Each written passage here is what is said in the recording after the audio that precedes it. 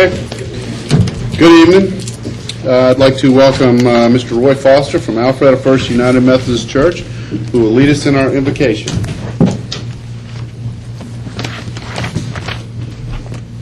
Good evening. Appreciate the opportunity to do this. Thank y'all very much. We appreciate you coming here to do this for us. May we pray? Our Heavenly Father, we are thankful to live in a community that chooses to open its council meeting with prayer. Our country's founding, its great success, and its very survival has been made possible only with you as the cornerstone. Give to this council the wisdom of governance, discernment of your word as they lead this community into the future. And bless this community for electing a leadership team that has decided to build upon the rock. May we always remember that we can accomplish all things through Jesus Christ, who gives us our strength. In Christ's name we pray. Amen. Amen. Thank you very much. Also, before we get started, I'd like to introduce Mr. John Alberts, who is Senate-elect, District 56, and he had come by here and met with Chris and I earlier, and I know he's talked to some of our council, but I want to thank you for stopping by, John, and appreciate your past and future service. All right, I'd like to call the regular meeting of the Milton City Council for Monday, September 20th, 2010 to order. Will the city clerk please call the roll and make general announcements? Good evening, Mayor and Council. I'll be happy to call roll for the September 20th, 2010 regular meeting. However, I would like to remind those in attendance to please silence all cell phones at this time. Additionally, those attending the meeting who would like to provide public comment either during the public hearings or during the call for public comment, you're required to complete a public comment card prior to speaking on an item. There is no public comment for consent agenda items or items under first presentation. Those called to speak will be taken in the order that the speaker cards were received by the city clerk's staff prior to the beginning of tonight's meeting. All speakers will identify themselves by name, address, and organization if applicable. When you hear the bell, you have 30 seconds to complete your remarks. The City Council may allow public comment on either an agenda item or general public comment from a representative of such an organized group or association, provided, however, that such an individual shall file a notarized affidavit that they have the authority to speak on behalf of said organization on a form provided by the city clerk prior to the agenda item being called. Demonstration of any sort within the chamber is prohibited. So please refrain from any applause, cheering, booing, outbursts, or dialogue with any person speaking. Please show the same respect to the person speaking that you will expect to receive yourself. Anyone in violation will be asked to leave. As I call roll, please confirm your attendance. Mayor Joe Lockwood. Here. Councilmember Karen Thurman. Here. Councilmember Julie Zonner Bailey. Here. Councilmember Bill Luss. Here. Councilmember Bert Hewitt. Here. Councilmember Joe Longoria. Here. Councilmember Alan Tart. Here. Would everyone please rise for the Pledge of Allegiance?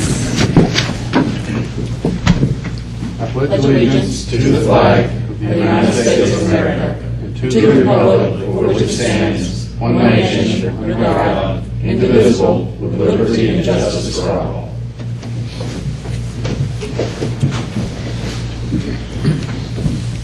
Okay, good evening. I want to welcome everybody here to our City of Milton Council meeting. Will the city clerk please sound the next item? Next item is approval of meeting agenda. This is agenda item number 10, 1235. Okay.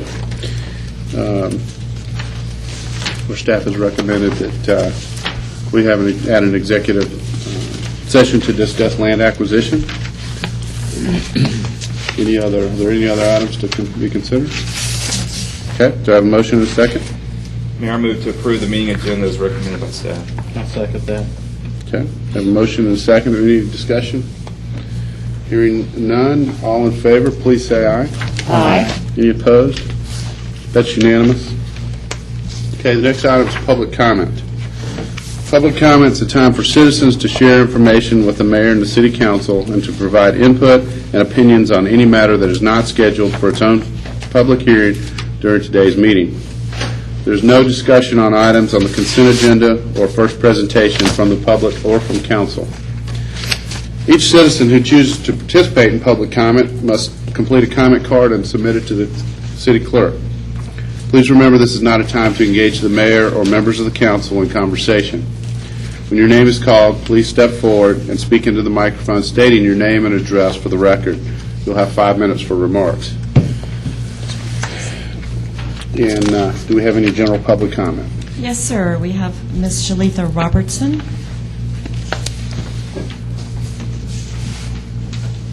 Thank you very much, Mr. Mayor and council members. I am Shalitha Robertson, and I wanted to come by the city of Milton and introduce myself. I'm running for Fulton County Superior Court Judge, the seat that is being vacated by Judge Melvin Westmoreland. I am a native here in Atlanta, a proud mother of two, and I currently serve on my church, which is the Grady Piney Grove Baptist Church Trustee Board. I'm running for Fulton County Superior Court because I'm committed to public service, I'm committed to the city of Milton, and I'm committed to Fulton County. For the last 30 years, I've had the pleasure of serving the city of Fulton County as a police officer, where I've prosecuted and enforced most of the laws that are on our books today. The criminal laws as they affect our citizens, our community, and our quality of life. From there, I went on to law school, where I became a public defender, went back to the city of Atlanta. And there, I've also had the pleasure of representing and defending the laws and the rights of the indigent. And from there, I managed to go and work my way through the City of Atlanta's law department, where I've drafted many of the laws, meaningful laws, that are still in the books today. My wide range of experience and my depth of legal experience certainly makes me a qualified candidate for this race. I'm the only candidate with 30 years of experience that have had the pleasure of enforcing the law, defending the law, and drafting the law. My experience has ranged from practicing in every court in the state of Georgia, from my magistrate court all the way up to our Court of Appeals. I'm proud to stand on my record of public service. I ask for your vote, your support, and wanted to create a relationship here in the city of Milton, although I'm a little further south of you, but and I just want you to know that Fulton County as a whole matters to me, and I look forward to working with you as of January the 1st. Thank you for the opportunity to come before you. Thank you, and I also I want to apologize to Ms. Robertson. I guess with this this monitor here, I didn't see you there, and I should have introduced you earlier. So, That's quite all right. For the rest of you to know, she came and visited with me last week and talked, and I invited her to come at the meeting and speak for a couple minutes and introduce herself. So, thank you for coming up here. Thank you very much. All right. Okay, let's move on to the consent agenda. Will the city clerk please send the items? First item is approval of the August 23rd special called meeting minutes, agenda item number 10, 1236. Our second item is approval of the September 8th, 2010 regular council meeting minutes, agenda item number 10, 1237. Approval of financial statements for a period ending August 2010. This is agenda item number 10, 1238. Our fourth item is approval of an agreement between City of Milton and Bank of North Georgia to initiate debit and credit entries through the automated clearinghouse network. Agenda item number 10, 1239. Our next item is approval of a Parks and Recreation event license agreement between the City of Milton and Colleen Riddick of Core Physique to offer fitness camp classes at Bell Memorial Park. This is agenda item number 10, 1240. Our sixth item is approval of a revised fee schedule for the City of Milton Parks and Recreation Department, agenda item number 10, 1241. Next item is approval of an intergovernmental agreement between the City of Milton and Forsyth County for McGinnis Ferry Roadway Project, agenda item number 10, 1242. Our eighth agenda item is approval of a task order with Street Smarts, Inc. for the design of intersection improvements for Arnold Mill Road at New Providence Road in the amount of $149,995.25. Agenda item number 10, 1243. Our next item is approval of a task order with Street Smarts, Inc. for the design of intersection improvements for Birmingham Highway at Providence Road in the amount of $154,949.57. This is agenda item number 10, 1244. Our final item is approval of a roundabout support and lighting agreement with GDOT for the intersection improvement at Birmingham Highway and Providence Road. This is agenda item number 10, 1245. Okay. Do I have a motion and a second? Make a motion to approve the consent agenda. I'll second it. I have a motion by Councilmember Hewitt, second by Councilmember Thurman. All in favor, please say aye. Aye. Any opposed? That's unanimous. Okay, there's no reports and presentations or first presentation items, so we're going to move on to public hearings. Will the city clerk please sound the next item? Approval of an ordinance of the mayor and council of the city of Milton, Georgia, to adopt amendments to the fiscal 2010 budget for each fund of the city of Milton, Georgia, amending the amount shown in each budget as expenditures, amending the several items of revenue anticipations, prohibiting expenditures to exceed appropriations, and prohibiting expenditures to exceed actual funding available. Agenda item number 10, 1230. First presentation was on September 8th, 2010. Okay, I'm going to have to let Stacy fill in here. Yeah, you're gonna have to. I'm gonna have to fill in for Stacy tonight. And then for those of you who don't know, big congratulations goes out to Stacy. So she's got a little daughter on Saturday. Was it Saturday? Saturday, yes, Amelia Grace is with us, mother and child doing well. So I'm going to be Stacy for the night, and we'll see how this goes. Draw your attention to the one that was handed out prior to the meeting. It's got one change in it from the first document. I'll explain what that is. I'm going to go ahead and give the presentation for this particular budget amendment, I guess, at this point.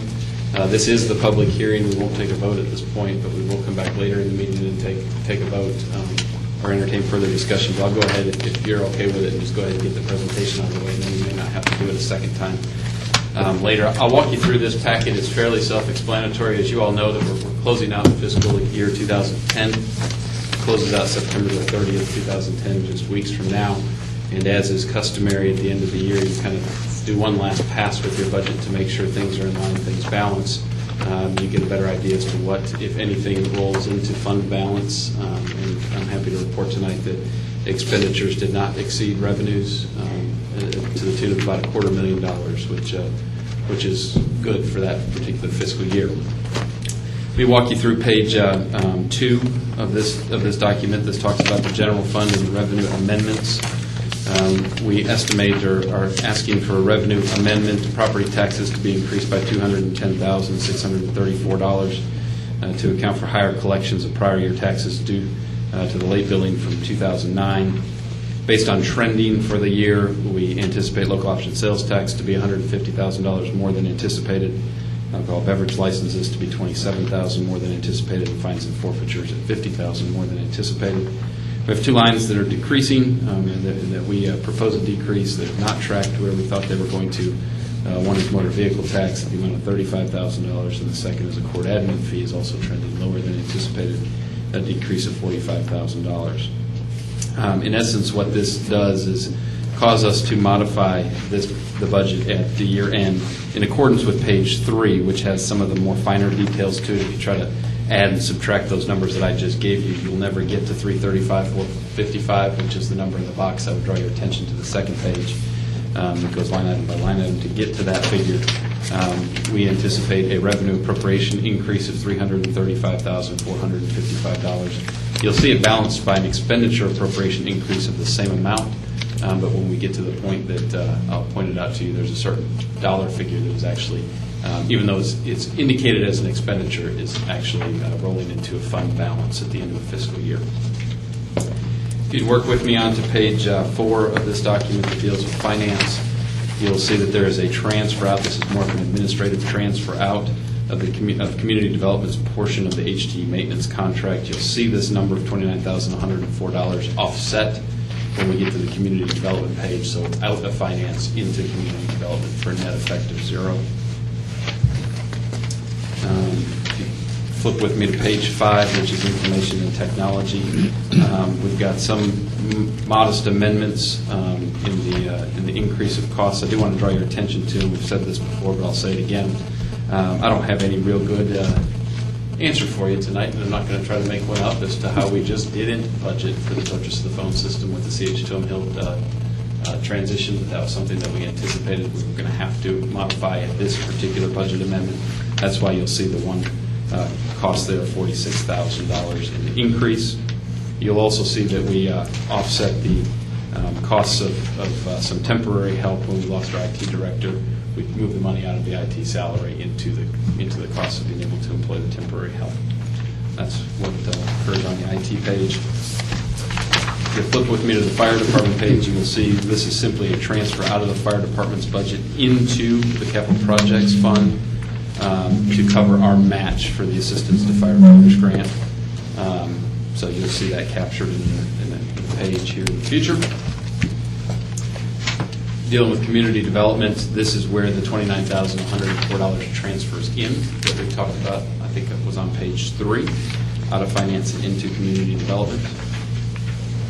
Page 8 is where you can capture the difference in the revenue adjustments over the expenditure adjustments going to fund balance of $239,180. I'll talk about here, let me drop you down a couple of lines to show you that the city's match to the Assistance for Firefighter grant for the exhaust extractors is captured here, which was moved out of the fire department's budget into this line, into this cost center. I want to talk about the $36,000 that's there in the transfer out of other financing uses into the capital project fund. One of these was anticipated. The other is what has changed in this particular budget. And we certainly could change it back, although I would hope that you would at least entertain what I want to talk to you about tonight, which is an item that if we had been able to fund it in the fiscal 2011 budget, or if we had had any more time in fiscal 11, I would have certainly brought back to you a request that we fund an additional $16,000 in computer refreshes, particularly for the police department. I'll tell you, when I went through that budget initially, I saw the big number, and I brought it down some and said, well, let's refresh some this year, let's refresh some next year. I can tell you, and we can show you some demonstration if we have to tonight, we've got some police laptops that just really need to be refreshed. And I'll tell you, and refresh means we need to replace. The reason we need to replace is because they are somewhere between 2 and 3 years at their usable life. The thing that happens with any of our laptops that we keep in cars is that they just deteriorate faster than those that we keep on desks. And we bought a more ruggedized laptop, but I can tell you that they have just started to, the heat's getting to it. Honestly, with the number of 90-degree days we've had this year, we're starting to see bubbling in the screens and some other things happen to them. And they're really just at the end of their usable life. All things being equal, I would have asked for that in the 2011 budget. I bring it to you tonight because we have an opportunity to account for its funding out of what otherwise would have rolled into the fund balance, which is available, and we still can get these items before the end of the fiscal year, so there's no question as to whether or not they can be received in the same year that they're budgeted. So what I asked when I saw that, when I saw the need in the police department in the last week, it certainly works here to do it this way. If you all elect not to do it this way, one of the first things that we'll ask for at some point during the fiscal year 2011 is a budget amendment to allow for that for those laptops to be replaced. I just figure if we're going to have to do it at some point and we can do it now rather than later, now would be the choice that we would recommend. If you'll move with me to page 9, you'll see that there's no change in the 911 fund. If you'll move with me to page 10, you'll see that we are anticipating hotel-motel tax, that fund decreasing by $3,500. What happens with this is we basically just decrease the amount that transfers into the general fund from $7,000 down to $3,500. Nothing really there that causes any concern. And if you look at the capital projects fund, you will see that if you all adopt this budget amendment as it's presented, you will see the revenues are showing in from the general fund, and you show the matching expenditures that I just talked about a couple of seconds ago.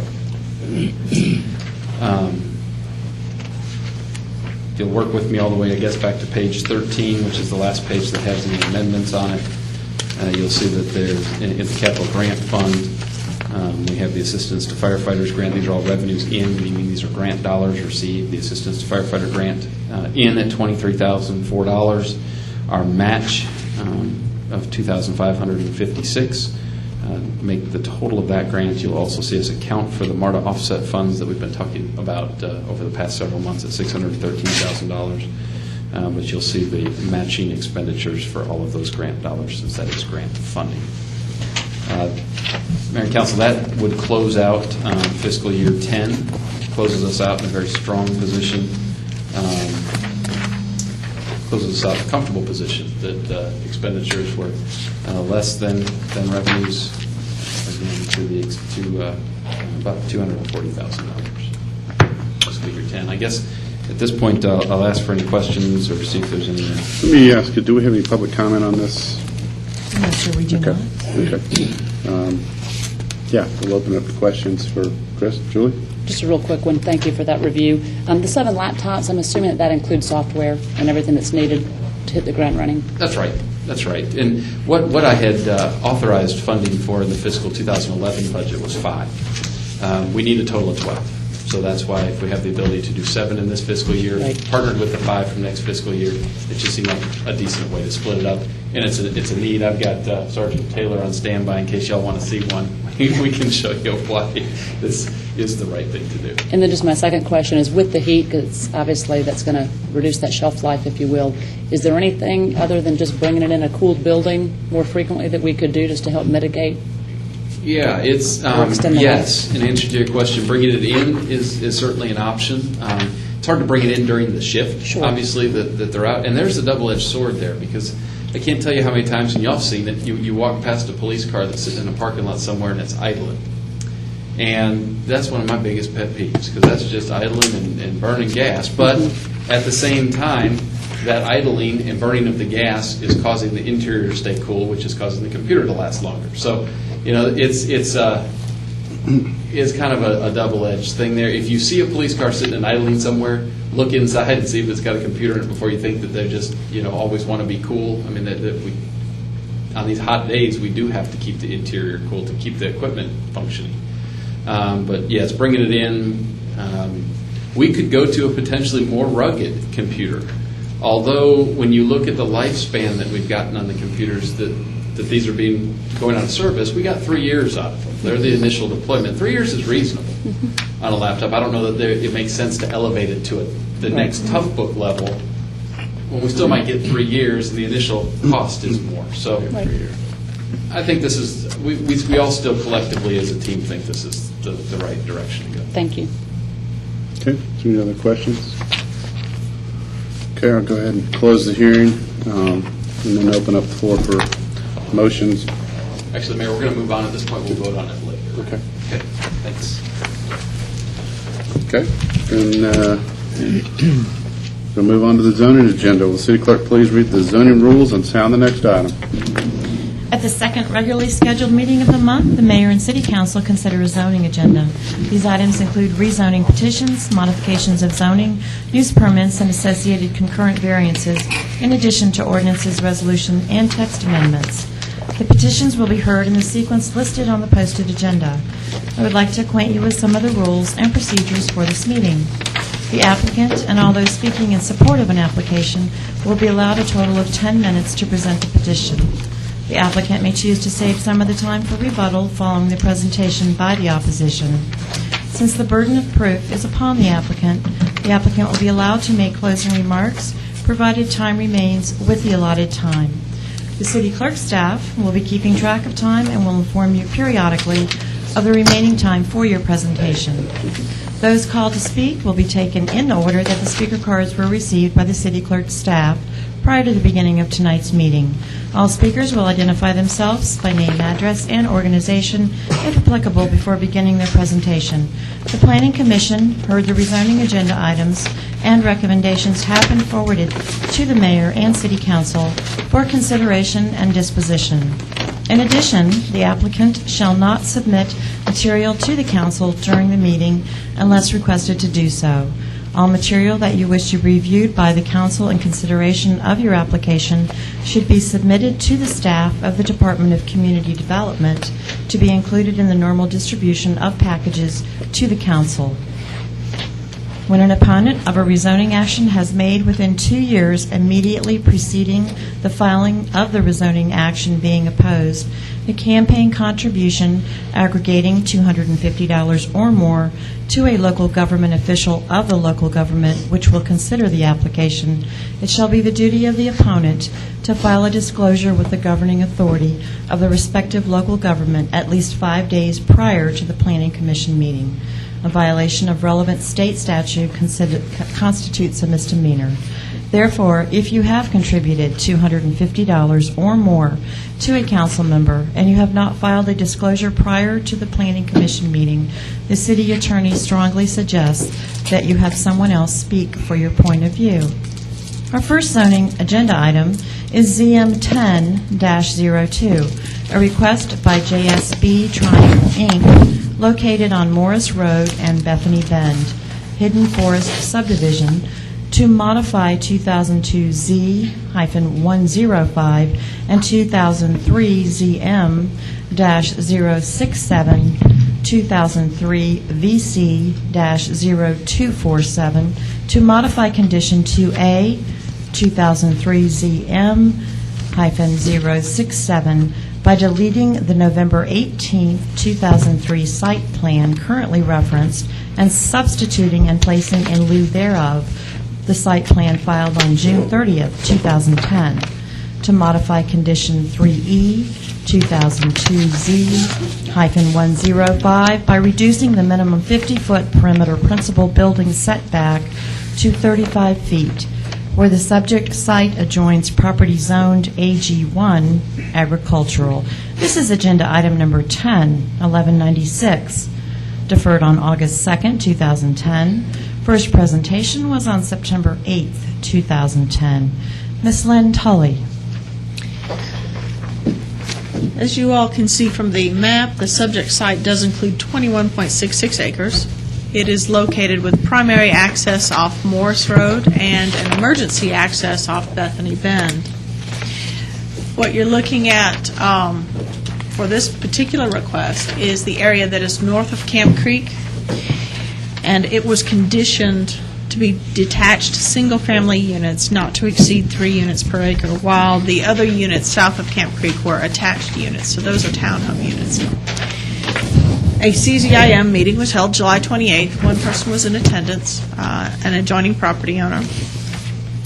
And the applicant does request, has requested for lots 108 through 118 to be included in this request. However, upon additional research, a majority of those lots are zone TR that are adjoining it, and therefore the request is fairly moot.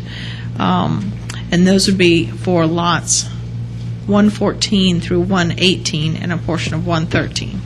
So again, there's a portion that's already adjoining TR zoning, and that zoning is something that has changed since the original zoning, and therefore that perimeter setback is not required on those lots. Staff does note that lot 111 is interior, and so therefore it also would not apply for that setback. That leaves us with lots 109, 100, 112, and 113 that are adjoining to AG1 zoning. There are a variety of other mitigating factors on those particular properties as they adjoin the AG1 properties, one being an earthen berm located on lot 112. Lot 110 is bisected by a sanitary sewer easement over which they cannot build, and lot 109 and 110 adjoin a common area.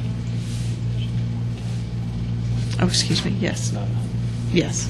Let me point out a slight mistake in the zoning memo where it references on page 9, about the middle of the page, lots 109, 100, and 112, and 113. It's the beginning of that paragraph. That should be 109, 110, 112, and 113. And you're saying that 108 is no longer impacted as well, correct? I'm saying that 111 is no longer impacted as it's an interior lot. And 108, so it's 109, 109, 110, So 112. 109, 110, Thank you. 112, and 113. And in fact, Lot 112 has received a building permit that does comply with the 50-foot setback, and therefore staff would request that would be eliminated from the request, from the exemption as well. So back to the mitigating factors: the earthen berm, the sanitary sewer easement, the common property adjoining lots 109 and 110. Staff does recommend that the condition be approved with the conditions on 3E of providing a minimum 35-foot perimeter building setback where the subject site adjoins property AG1 except Lot 112, which will remain at a 50-foot perimeter building setback. And we feel like this is justified based on those particular constraints. Condition 2A will also have to be modified to adjust for the new site plan, which was submitted on June 30th, 2010. Are there any questions? Okay. Julie? Thank you so much, Mrs. Tully, and thank you for that review. Just very quickly, I know, and just for everybody's benefit, and I know that everybody's seen this, but on page 8 and 9, it references the adjacent property owner, Mr. Bice, and the one concern that Mr. Bice had noted to staff, and I'd like, if we could, to have staff address this evening before we vote, if possible, just noting a concern about water runoff from these properties down to his property. So I guess two questions is that, one, would the reduction from 50 to 35, is that going to potentially increase the flow of water? That was either, I guess, a yes or no, based on estimates of how that would be impacted based on what would be built. But then additionally, if the answer to that would be no, what might we do to mitigate that if that's already an existing problem? So if we could just address that issue of that particular adjacent landowner. Yes, ma'am. That particular landowner, in fact, some of our staff have gone out there, and that emergency easement is what is, or what Mr. Bice feels is causing his issue. When staff went out there to view it, they felt like it was really having a negligible impact on the water flow on his properties. The buffer itself, changing the buffer is not going to change the flow of the water, particularly onto his properties. That is already accounted for in the stormwater detention that's planned. Would there be, and I guess the question specifically then based on that, and thank you, would there be any incremental or any increase in the impervious surfaces once those buildings are actually built? Yes, and those are accounted for in the stormwater detention So policy. there would be some additional in place. impervious, but it's already been accounted for based on the earlier site plan that was approved prior to June 30th? Yes, ma'am. Okay. And then just maybe Mr. Hendricks, either you or the applicant, is there anything additionally, I don't know if any additional piping or anything else, or if there'd be any condition that we could capture that would just capture the spirit of this applicant working with that adjacent landowner should we find in another extreme sense of high rains the opportunity to go out and observe perhaps? I can tell you that the meeting that took place on the property was initiated by the applicant when that concern came up. And we coordinated with staff to get whomever within the ranks of the city of Milton would be appropriate to go out there to make the field inspection to do it. And it was Mr. Mark Patel, I think is his last name, who went out there and made the inspection and determined, as Lynn has said, that if there is any negative effect, it's negligible. Okay. So I do think the applicant responded very positively in asking for that on-the-field inspection to be made to see if there was an issue where remedial work needed to be done. And so just to close that thought, and thank you for that, Mr. Hendricks, would there be anything from staff perspective based on that on-site visit that you think would be needed just to capture that concern of that citizen? Any condition, or are you satisfied with the inspection on site? I'm satisfied with the inspection on site. I would defer to Mr. Lucas as to if there were some other potential options for improvements that might be necessary. And I don't know that he's had the benefit of going out to the site at this point. I have not. Let me ask a question. If if something does come up, is that something that can be addressed during the permitting process on these new lots, the ones that aren't permitted yet? If Yes, sir. If we find that there's an issue, we could address that. Mr. Lucas, checks it out and there is an issue, and staff handle that. Any of the new construction would be subject to the current code. Okay. Any other questions for staff before we allow the applicant to speak?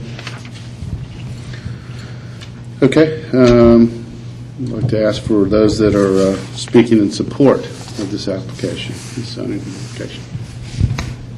Mr. Mayor, members of council, Pete Hendricks, practice law at 6085 Lake Forest Drive in Sandy Springs.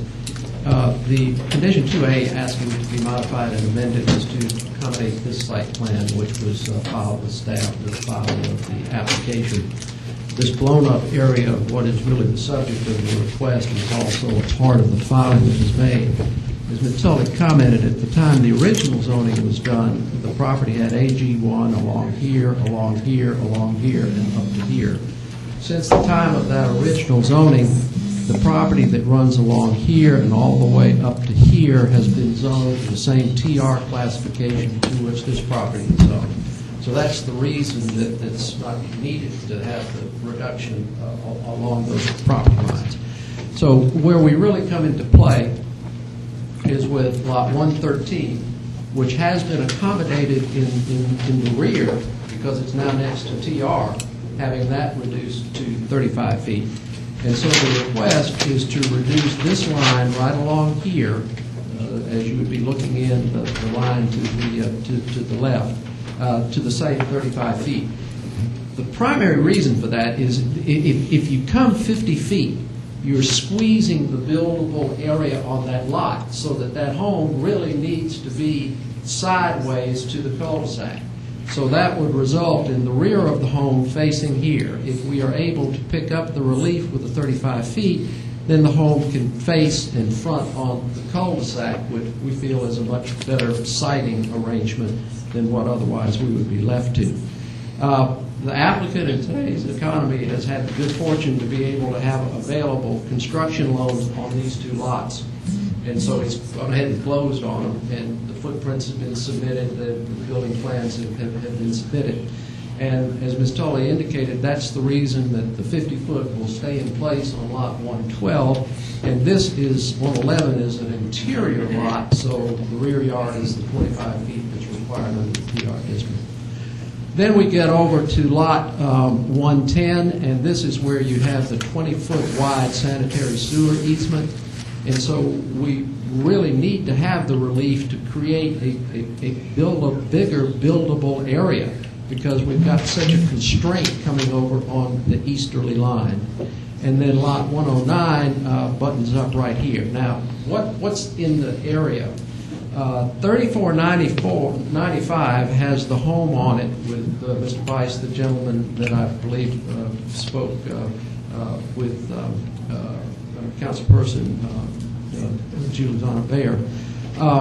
His home is 80 feet off of where the 35-foot reduction would be. When you get over to Lot 110, bearing in mind that 112 will continue to have the 50 feet, when you get over to 110, it's 125 feet, and the home that's at 3475 is off the chart. Literally, it's not here. It comes on up, and the buildable area is up here, so it's removed at a great distance. That's the reason for the request. Those are the burdening factors. We think it results in a much better development site plan if relief is granted. And we come down again to really just the 3 points of relief along this property line right here, along this property line right here, and then along that small section of that property line right there. The applicant is here if you have any questions.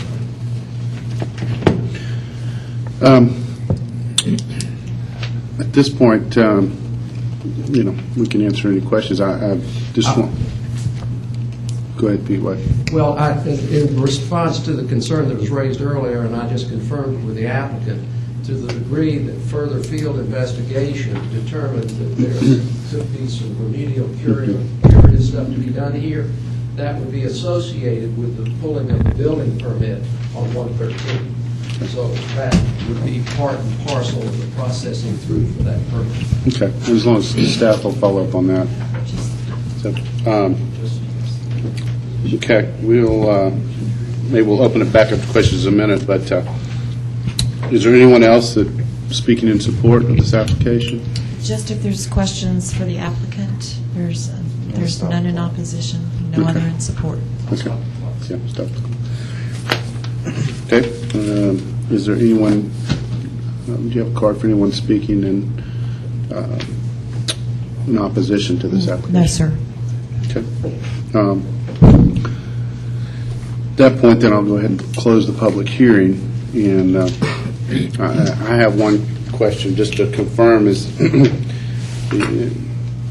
my understanding is the whole intent here with this change in the buffer from 50 to 35 feet is not to make these lots buildable or not, or to get any bigger footprint, but basically to be able to place the homes on the lots that's more appealing overall for the development. Yes, that's correct. So it's correct that without this variance, you could still build on that lot, but it would Well, put one house in particular on 113, I think much to the detriment of everybody Right. involved. I mean, the property on the back here would have a rear of the house, and you would have a streetscape that had the side of the house. And that's my point. I just want to make sure that, it's clear that this is an adjustment that will help the overall look of the neighborhood for everybody involved. Okay. Anybody else have a question, Julie? Just one final question. And Mr. Hendricks, you can probably address this. Just in the proposed 35-foot buffer, that 25 with the 10 additional, can you just speak to whether or not that would remain a Yes, natural it will remain. buffer? 25 feet natural undisturbed plus a 10-foot improvement center. Thank you. Bill? A question for Lynn, if she's available. Okay, is there any? Lynn? Have a question for you. In most other jurisdictions, and further to the point on stormwater runoff and detention, most other jurisdictions don't preclude the permitting agency from going in even after a permit is issued to require additional stormwater detention or erosion control facilities. Is that true with our permitting process? That's actually a public works question, and I'll ask Carl. Well, we were just talking about that, and I think in this particular case, because we're a little bit unusual in that we inherited a lot of these projects from Fulton County, if this was in fact permitted in Fulton County, we may not necessarily have the leverage under our code to pick up that type of condition. And in looking at this particular issue, and granted, I haven't had an opportunity to go out there to see if this is the case or not, but if the construction of what's called out on this site plan is the 20-foot emergency access easement during the original development was part of, or the creation of, whatever drainage problem this may be, a generic condition may be warranted to allow us to go back and evaluate that at the time a building permit is pulled, maybe on lot 113. Maybe in the future, is this something we ought to consider in our permitting process? Well, I would like to say if we permitted them from scratch, we would have that institutional knowledge and we would recognize some of those issues and they would be picked up in the original permit. If we don't have access to that permit, the construction drawings, the hydrology calculations, those types of things, we're really kind of at a disadvantage at looking at some of these things that were done originally in Fulton County. Thank you. Okay. Anyone else have a question? Alan? Mayor, I just have a procedural question. Why is it that we're passing an ordinance, or I guess it's on the table to pass an ordinance to get this done? I'm not understanding that. I mean, in our packet's an ordinance. sure there's a good reason. I don't know that we've ever done that There's- before, or at least in the last 3 years. Our code, this is something that our planners and I have kind of gone over, because it was a little new to me, too, to actually pass an ordinance, but our code says that we have to pass an ordinance in order to make a rezoning change. It's considered an ordinance, and so we have included an ordinance since I've been here with each of the rezonings. Yeah, Lynn's correct. Can It's an confirm that. idiosyncrasy of Milton, and it might be something we want to look at in the future. I know that's odd. It might be something we want to look at. I mean, I know we haven't had a lot of site plan modifications or anything like that, rezoning, or in the last couple of years, but before that, this is the first time that I'm aware of, and my colleagues maybe have a memory better than I do, but this is the first time in the last 3 years I think we've passed an ordinance for something like this. It's kind of odd. Just want to make sure what we've done thus far has been legal, so I'm going to go back and pass another ordinance. And that would be specific just to this particular modification, correct? Yes, ma'am. Okay. Any other questions for the applicant or staff? Julie? In light of the commentary that Mr. Lucas just provided, that a generic condition might be warranted, and I realize that we don't have a motion on the table, so I'm going to ask this question generically. And I'll just throw out some language, and if this could either be commented on before we even get to a motion by Mr. Lucas and/or by Mr. Gerard. And I'm also looking at Mr. Hendricks, just so that obviously we're all hopefully going to get on the same page with a generic potential condition. Something to the effect of, if additional site visits are required to remedy any water runoff and/or water flow issues identified by the City of Milton staff, hypothetically, a conditional approval would allow for such remedy by the applicant. And if not that, I would just ask for what would be a generic condition that we could apply to address the question. I think that's pretty close. I think you have to address it to this piece of property. And we could make it obviously, meaning, and I should have stated that, but I meant specifically to this piece of property, including both the emergency access off of Bethany Bend, as well as those parcels that are being sought for the variance and modification. I mean, effectively, Might need to think about that one for a moment.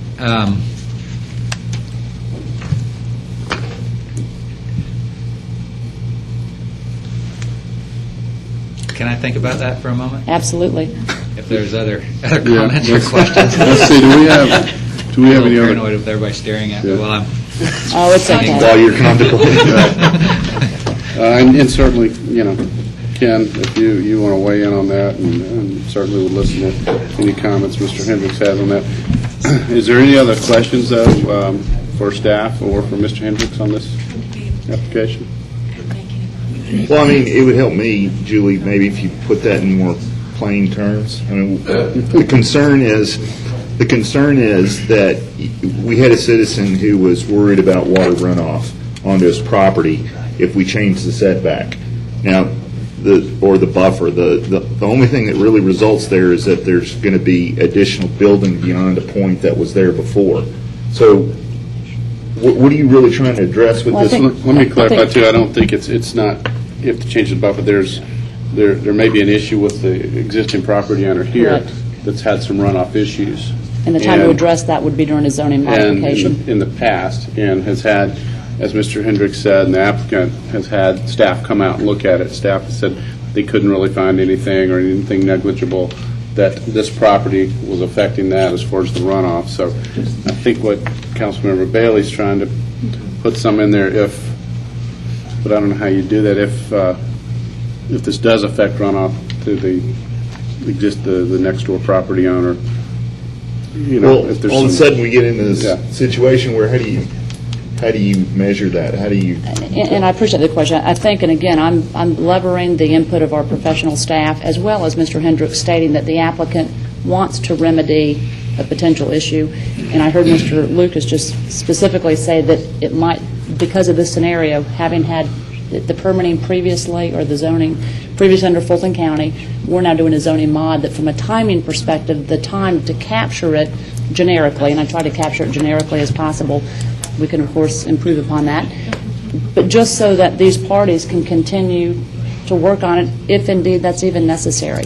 So it's not meant to be anything complicated, but just that staff, the applicant, would continue to monitor that as necessary and would come up with a reasonable solution so that we're not having to wait to have that resolved and just have a generic attachment or a generic condition that would allow for the addressing of that, both on that emergency access off of Bethany Bend, which may have the historical issue, and/or with these 3 lots that we're looking at for a variance. So I'm just trying to address what Mr. Lucas concurred, I think, was the need for generic. Yeah, and I guess the reason for my question is, if the condition exists today, what remedy is there to address this issue right now? If there is a remedy right now, how are we changing that remedy by passing this ordinance? We would not be changing the remedy. I think we're acknowledging the remedy, and that because, at least my understanding of the zoning law, is that as soon as we have a zoning modification, it gives us the opportunity to address something that wasn't previously addressed that we're now aware of. And that if we don't address that now, short of another zoning modification, the applicant wouldn't be required to address that. And I think that we heard from Mr. Hendricks a willingness to address it. So again, if Mr. Lucas or Ken or Mr. Hendricks, I might make it, and my client's perfectly comfortable with it, if you put a condition in there that at the time of application for an issuance of a building permit for lot 113, that applicant shall submit a full hydrology, surface water runoff evaluation prior to the issuance of the building permit. And that way we see if we have a problem. and would you perceive, Mr. Hendricks, that would also then apply to the emergency access off of Bethany Bend? Well, that's where you. You're meaning to incorporate that as well, correct? That's where you got it. Right, I just want to make sure that that language would. Issue is. Yes. So, thank you, I appreciate that input. Does that tend to cover it I think so. generically? So at the time of pulling the permit for Lot 113, the applicant would provide a full hydrology, taking into account the emergency access off of Bethany Bend and any potential impact to 113, working with city staff and the applicants. Something like that. Okay. All right, so, is there any other questions? Okay, if we don't have any other questions, I'll open up for a motion in a second. Mayor? Sure. I'd be willing to put forward a motion if I can recapture what we just said, and I saw some heads nodding. I would put forward a motion to approve ZM 10-02, a request by JSB Triangle Inc., located on Morse Road in Bethany Bend, Hidden Forest subdivision, to modify 2002 Z-105 and 2003 ZM-067 and 2003 VC-0247 to modify Condition 2A, parenthetically 2003 ZM-067, by deleting the November 18, 2003 site plan currently referenced and substituting and placing in lieu thereof the site plan filed on June 30, 2010, which was before us this evening, and provided into the record. To modify Condition 3E, 2002 Z-105, by reducing the minimum 50-foot perimeter principal building setback to 35 feet where the subject site adjoins property zoned AG1 agricultural, however, ensuring that we have captured the substitutions as presented by staff, deleting those that now no longer apply, and adding the generic condition that at the time the building permit for Lot 113 would be pulled, that a full hydrology study would be submitted by the applicant to be reviewed by city staff, and that at that time, should any remedy be required for that lot and that building permit, that it would be addressed by the applicant. Is that okay? Do I have That a would be my second? motion. I'll second the motion. I have a motion by Councilmember Bailey, a second by Councilmember Tarr. I want to make clear, is the applicant clear on that, and the hydrology study, and that would be required, or if that would have... Time for 5 minutes, please. My name is Javad Asghari. I'm the president of JSP Triangle. My address is 2145 Clay Drive, Atlanta, Georgia, 30350. You know what, excuse me one second, I think, and I'll get some advice from our city attorney, but since I've closed the public hearing... Respectfully, Mr. Mayor, I mean, there's a motion that's been made. Has it been seconded? It's been seconded. Then, yeah, we're really in council deliberation at this point. Okay. And with all due respect to the applicant, I think we need to Yes, sir, in all due respect, but procedurally, we're not able to take public comment, take comment on this right now, so I don't know if, obviously, Mr. Hendricks, you understand what the motion is, and I don't have any problem about it, but what I wanted to explain here, when we look at the width and I length, think on we're, this yeah. old side, we have at least 5 feet. Let's, drop from all here right, to there. we need to move on. That's fine. Okay. All right, we have a motion and a second on the table. Is there any discussion? Councilman Rosanna Bailey, I just wanted to get just a confirmation or clarification with respect to your motion. It is the intent, I think you indicated that the hydrology information, et cetera, will be turned into city staff at the time the building permit is applied for. It is further your expectation that any issues that city staff would have with the hydrology would have to be resolved prior to the issuance of the permit.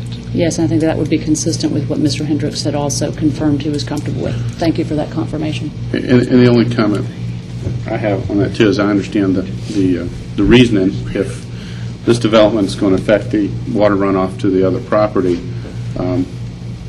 we certainly want to, and staff wants to work with them to make sure, as well as I'm sure the applicant doesn't want to put any undue hardship on the property next door.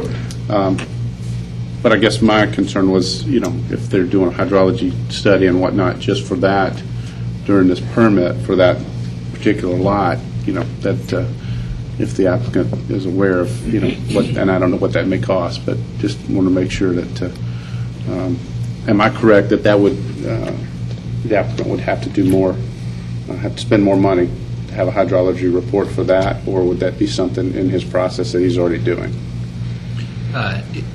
It could possibly be extra. It could be in addition to. But is it fair to say a hydrology study is... Isn't the applicant a developer? Aren't you a developer, sir? Yeah.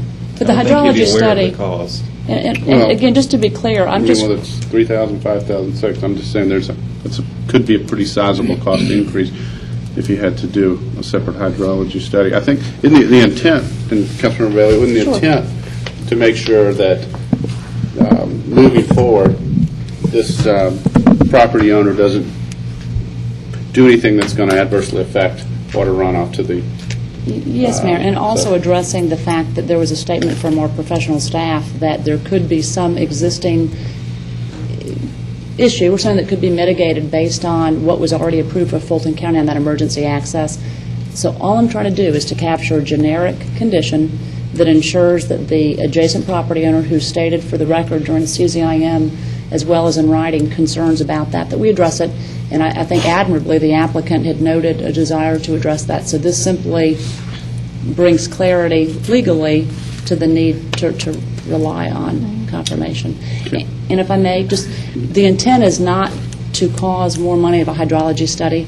The intent was to address the fact that we need to capture that condition, and I believe a hydrology study is indeed required as part of the pulling of that permit under our existing ordinances. It would have been required as part of the overall development, Yeah, typically not not as part of specific. each individual But lot not development. specific. But the buffers were not approved previously. So, again, the buffers are being reduced. We've been identified or have been contacted by an adjacent property that has that concern. So it seemed that everybody was comfortable with a generic condition.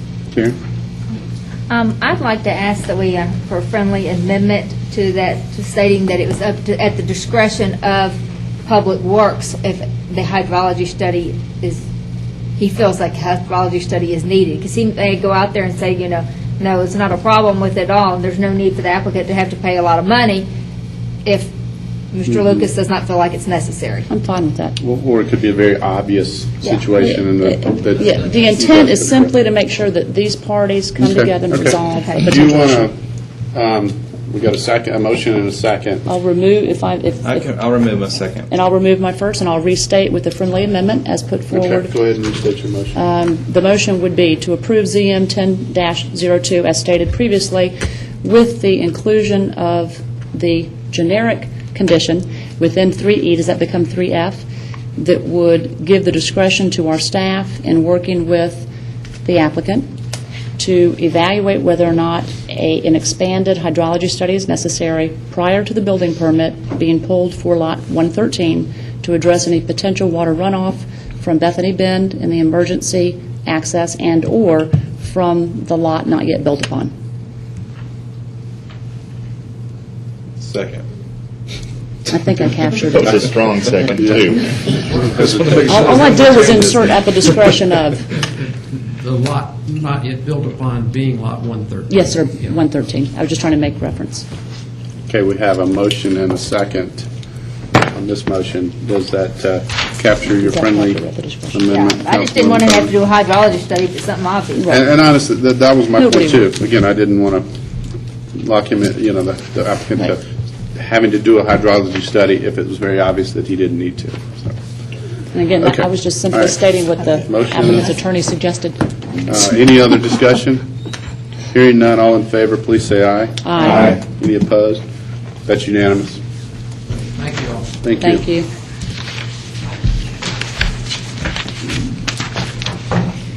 Okay, we'll move on to the next zoning agenda. Will the city clerk please read the next item? Next item is RZ 1004, approval to amend the City of Milton zoning ordinance to create a required distance for convenience stores and service stations from residential uses zoning districts within the Northwest Fulton Overlay and State Route 9 Overlay Districts, Chapter 64, Division 5, and Chapter 64, Division 6.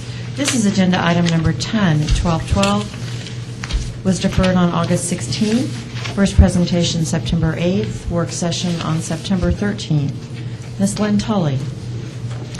This item has been through the Planning Commission as well, and I believe that you all received a presentation at the work session last week regarding this item. I know that there were some questions.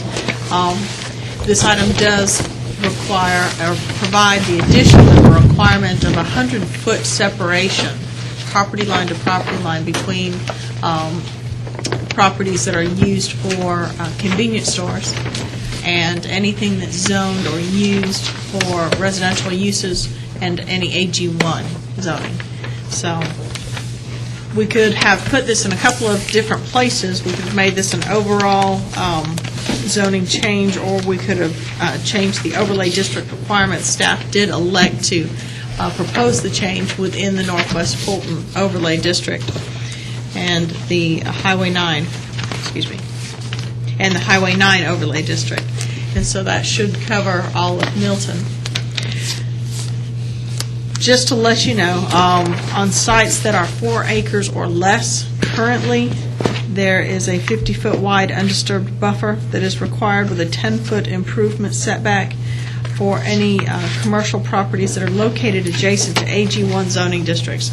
So that does limit those sites which are currently commercial for commercial uses, in that it reduces the buildable area. I'll go through the maps very quickly with you. The first map that you have is showing the entirety of Milton, does illustrate all the potential properties that are currently zoned C1 that do not have conditions that limit them from convenience stores. As you can see, they're fairly sporadic around the city, and then there is a small concentration of those around the Highway 9 corridor. The second map that you have shows those parcels that are remaining once you apply this 100-foot setback from AG1 properties as well as anything zoned residentially. As you can see, those are limit the allowable commercial uses to an area just off Highway 9 near Wynwood Parkway, and then a small area off of Highway 9 south almost to Hopewell Road. The next map includes a purple area, which identifies, you all had asked what potential agricultural properties are in the vicinity of Highway 9 that might be rezoned or rezonable, quote unquote, for a convenience store. And those areas shown in purple are zoned AG1. Some of them are currently being used for residential uses. If you were to break those down to properties that were AG1 and adjoining residential uses, you eliminate the majority of those parcels that are shown north of Bethany Bend on Highway 9. Also, you eliminate a good portion, well, all of those pretty much that are shown on Hopewell Road. And therefore, you leave a few on Highway 9, potentially a couple off of Webb Road, south side of Webb Road. And I believe all of those on Bethany Bend are adjoining residential, so those are all eliminated. So again, you're left with some possible parcels along Highway 9, some south of Webb Road. Now, I will also say that the future land use map shows those parcels south of Webb Road is appropriate for office and institutional. So they wouldn't necessarily be something that would be recommended immediately by staff for commercial zoning. Those parcels on Highway 9 that would be left, again, there's really maybe one or two that are potentially available for commercial zoning with the 100-foot setback or the 100-foot separation requirement. One of those being a parcel which connects Highway 9 to the new high school site. All right. In addition, one of the other items that you all asked for was an analysis of those other properties that are commercially zoned kind of throughout the city that would typically allow for this. They're unconditional and would typically allow for convenience stores. In looking at each of those parcels, there's a single 8.5 by 11 map for each of those in your packet. It appears that between 3 and possibly 5, if they really push a site very hard for development, could potentially be developed. 3, quite possibly, and then 2 others that are very iffy. Which ones are those? The first one would be a parcel off of Hopewell Road and Birmingham Road.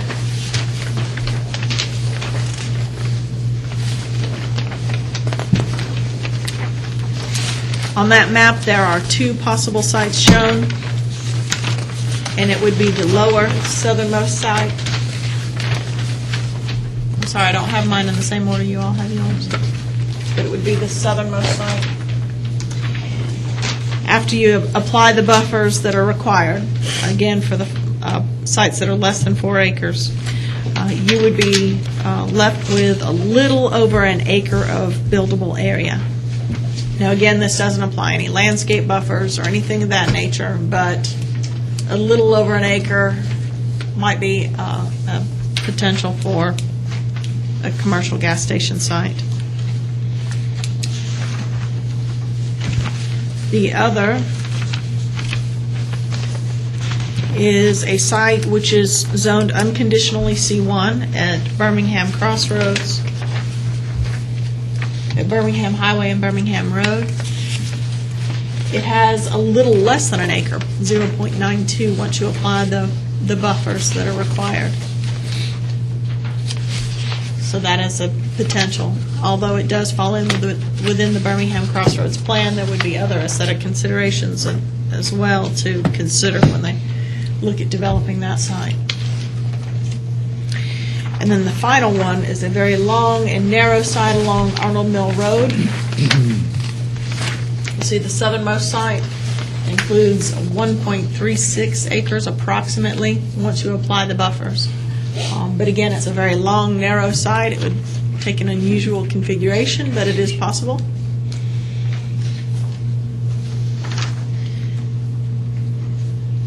And those are the 3 that I feel like have probably the most potential, if any. Okay. Before I open up questions to staff, I want to clarify something with our city attorney. The previous application of a convenience store that we've had, would this new ordinance, if passed, would not affect that. Is that correct legally? It's my opinion that it would not impact it, as I believe that the applicant would continue to travel under the ordinance as it existed at the time that they filed their application. Mr. Mayor. Just wanted to clarify that. Okay, we'll open up questions for staff. Mr. Mayor, we've got some public comment. Okay. Can you hear that? All right, yeah, let's go ahead. I'm sorry. I could have asked you. Let's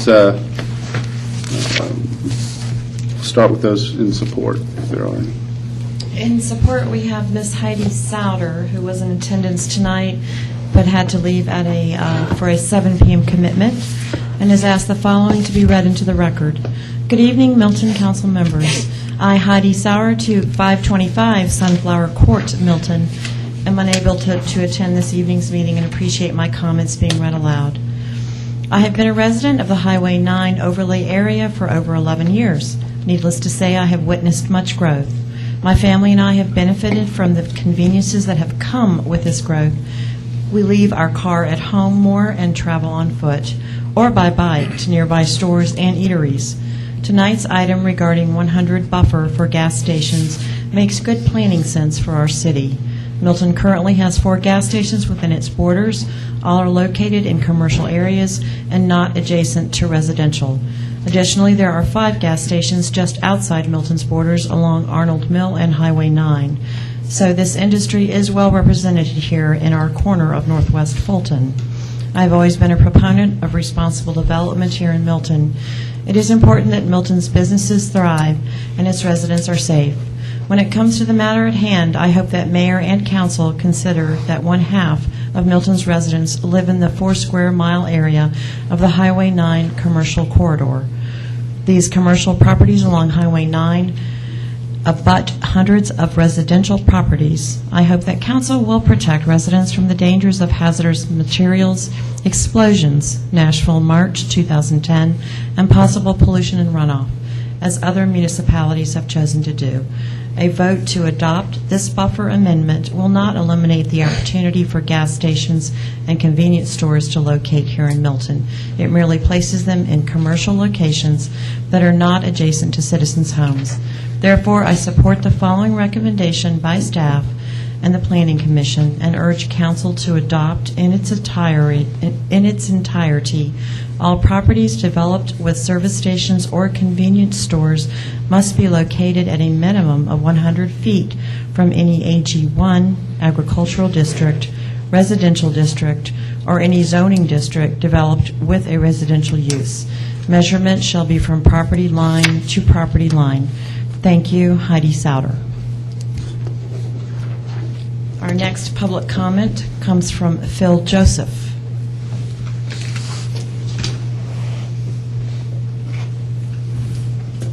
Good evening. I'm Phil Joseph. I live at 13800 Oakmead Trace in Milton. And I was noticing in the packet that accompanied tonight's meeting, on the map on page 148, which maybe the one you're showing there, I can't see exactly. But it shows the areas marked in red are areas that are identified as parcels currently zoned for convenience stores and service stations in the city of Milton. And on the corner of Bethany Bend and Route 9, there are 2 parcels that are identified in red. One of them is where the CVS store is right now. I live adjacent to that property. And my question is, I thought that there was a condition on that property that couldn't have a gas station.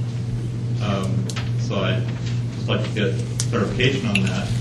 And the one across the street from that, the acute corner, which is one I think that the mayor mentioned earlier about having applied, that's also marked in red, and I believe that's not zoned commercially today.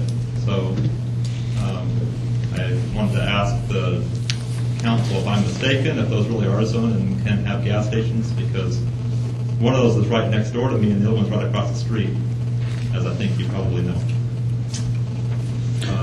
Okay, well, Mr. Joseph, as far as responding, we could have staff possibly talk to you after the meeting or sometime during this discussion, but we, in public comment, we can't have discussion back and forth. But I'd be glad to log in your question and have staff or somebody meet with you after the meeting or Thank you. And for the record, I support the motion very strongly. So, thank you.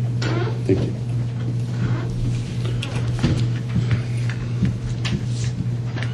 That's our final comment in support. Okay. We have one in opposition that I can read into the record from Mr. Eric Liu. Below is the statement I have prepared for the City Board. Thank you. We have owned this property on the corner of Highway 9 and Bethany for 15 years, and just last year paid almost $70,000 in property taxes on the property to Fulton County and the City of Milton. Prior to the construction of CVS on the property for several years, it was zoned for a convenience store. Up until now, there has never been any interest shown in the site for a convenience store. However, in this down market, I currently have a prospective tenant inquiring as to a possible convenience store on that corner. If the City of Milton passes the 100 feet restriction between commercial and residential that is now considering, that will severely limit the uses for this property and will effectively prevent a convenience store on this corner. Please be aware that this is one of the busiest street corners in the City of Milton, and up until a few years ago, it was zoned for exactly that, a convenience store. I am certain of the City of Milton wants the highest and best uses for all of the properties in its domain. I am respectfully asking that the City of Milton not pass the 100 feet restriction and allow the highest and best use for this very busy corner in the City of Milton. Respectfully, Eric Liu. That's all the comments, Is that all sir. public comment? Yes, sir. Okay, I'm going to go ahead and close the hearing and then open up for discussion from council or any more questions from staff, for staff. Alan? Thank you, Mayor. Ms. Tully, could you speak about the CVS? I'm very confused by all of this because I've read this zoning action that was done by Fulton County multiple times, hearing the last case that we had on the opposite corner. And it clearly has use restrictions on that property to prohibit service stations and gas stations and that kind of thing. What are we talking about here? Is it allowed to do a convenience store there? Is that the nuance that we're not talking? Well, in the zoning ordinance, as was in the Fulton County zoning ordinance as well, there are two different definitions for what we would consider either a convenience store or service station. A convenience store is exactly what you would think of. It's the convenience area selling groceries, gas, etc. The service station would also include automotive uses, so automotive repair, things of that nature. And it might also provide sale of motor vehicle fuels, etc. But service station, like I said, is not exactly the same as convenience store. And in fact, the conditions for Mr. Liu's property, staff has looked those up, and it specifically calls out service stations. It does not call out convenience stores, although both definitions were in the ordinance at the time. So based on that, the interpretation would be that service stations would not necessarily be allowed, but convenience stores would. So it'd be like a convenience store without gas. I'm trying to figure out what would be Typically, it's acceptable. in association with gas, so the gas would still be allowed. But it doesn't do automotive repairs. But you and can't things have like that. automotive repair. Yes, ma'am. Yeah, as I understood it, as it was explained to me, if you picture the old, I didn't say old time, but almost the old-timey two-bay garage where the car goes in, gets lifted up, and they do an oil change, and then you can go out front and get gas. And that's a service station. A simpler If way you to... picture, the BP gas station that has gas in a grocery area, convenience store. Kind of the difference is the work on the car that gets done. If it's anything more than pumping gas or putting wiper blades on, it's probably a service station. You mean not a service station? Right. That's Basically, If it's anything more More than those in. couple of just, Yeah. minuscule type things. Which I don't know anymore. It's basically if somebody comes out and pumps the gas for you and washes your windshield and checks your tires, which I don't think... You can find one of those. Other than in New Jersey, when I got in trouble for pumping my own gas. Well, I think more to Alan's point, is there rather than being subjective about this, is there an objective set of criteria that defines service station versus convenience store? The definition. Because I tell you what, I know a lot of service stations that seem to be convenience stores as well. I don't know many convenience stores that seem to be service stations, but, so I think the line is pretty fuzzy there. Let me see if I can add some clarity to it, then I'll hand this back to Lynn. Let me read you the definitions of both, because that's where we go to look for how we define it. A convenience store is means a use offering a limited variety of groceries, household goods, and personal care items, always in association with the dispensing of motor fuels as an accessory use. does not include vehicle service, maintenance, and repair. A service station means a use which provides for the sale of motor vehicle fuels and automotive accessories, and which may provide minor repair and maintenance services. A service station shall also be limited to 4 or fewer bays, excluding no more than 1 attached or detached bay for washing of cars. So the real turning point is the maintenance of vehicles. Maintenance of vehicles. To further clarify or confuse it, what do they offer? What I think of as a convenience store is a place without gasoline. You know, like an old 7-Eleven that doesn't have gasoline. Is there a definition for that, just so that that's not... That would just fall under retail. Okay. Okay. And just to clarify, can you could then go back, and you guys probably have it in front of you, the language, and again, we're not talking about the case that's before us, but just referring to the comment that was read into the record of Mr. Liu, the prohibited language under Fulton County. Under petition 96Z-090, it is 1A, to restrict the use of the subject property as follows: retail, service, commercial, and/or office and accessory uses, including all exterior food and beverage service areas at a maximum density of 5,644 gross square feet per acre, zoned, or a total of 25,400 square feet, whichever is less, but excluding fast food restaurants, service stations, commercial amusements, billboards, adult bookstores, adult entertainment theaters, automotive repair shops, billiard pool halls, cellular towers, check cashing businesses, freestanding liquor stores, gun clubs, lingerie entertainment shops, massage parlors, nightclubs, nude dance clubs, and pawn shops.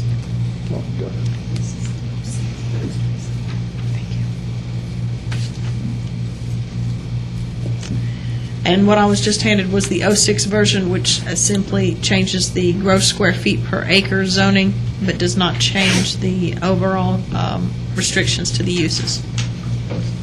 Do you know how much land is on that parcel after the CVS was built? Again, the reason for the question being, based on buffer standards, would the definition of convenience stores, you've just read it, even be possible with those existing buffers? Yeah, I don't think I have that right at this very moment. My point Robin's trying to simply is that based on that discussion just now, is that the very nature of the size of the parcel that's remaining may not be able to afford a quote-unquote convenience store, even as currently positioned with buffers. So I just want to make sure that we don't have a dialogue tonight that's based on information that was just read into the record that may or may not allow for the convenience store anyway.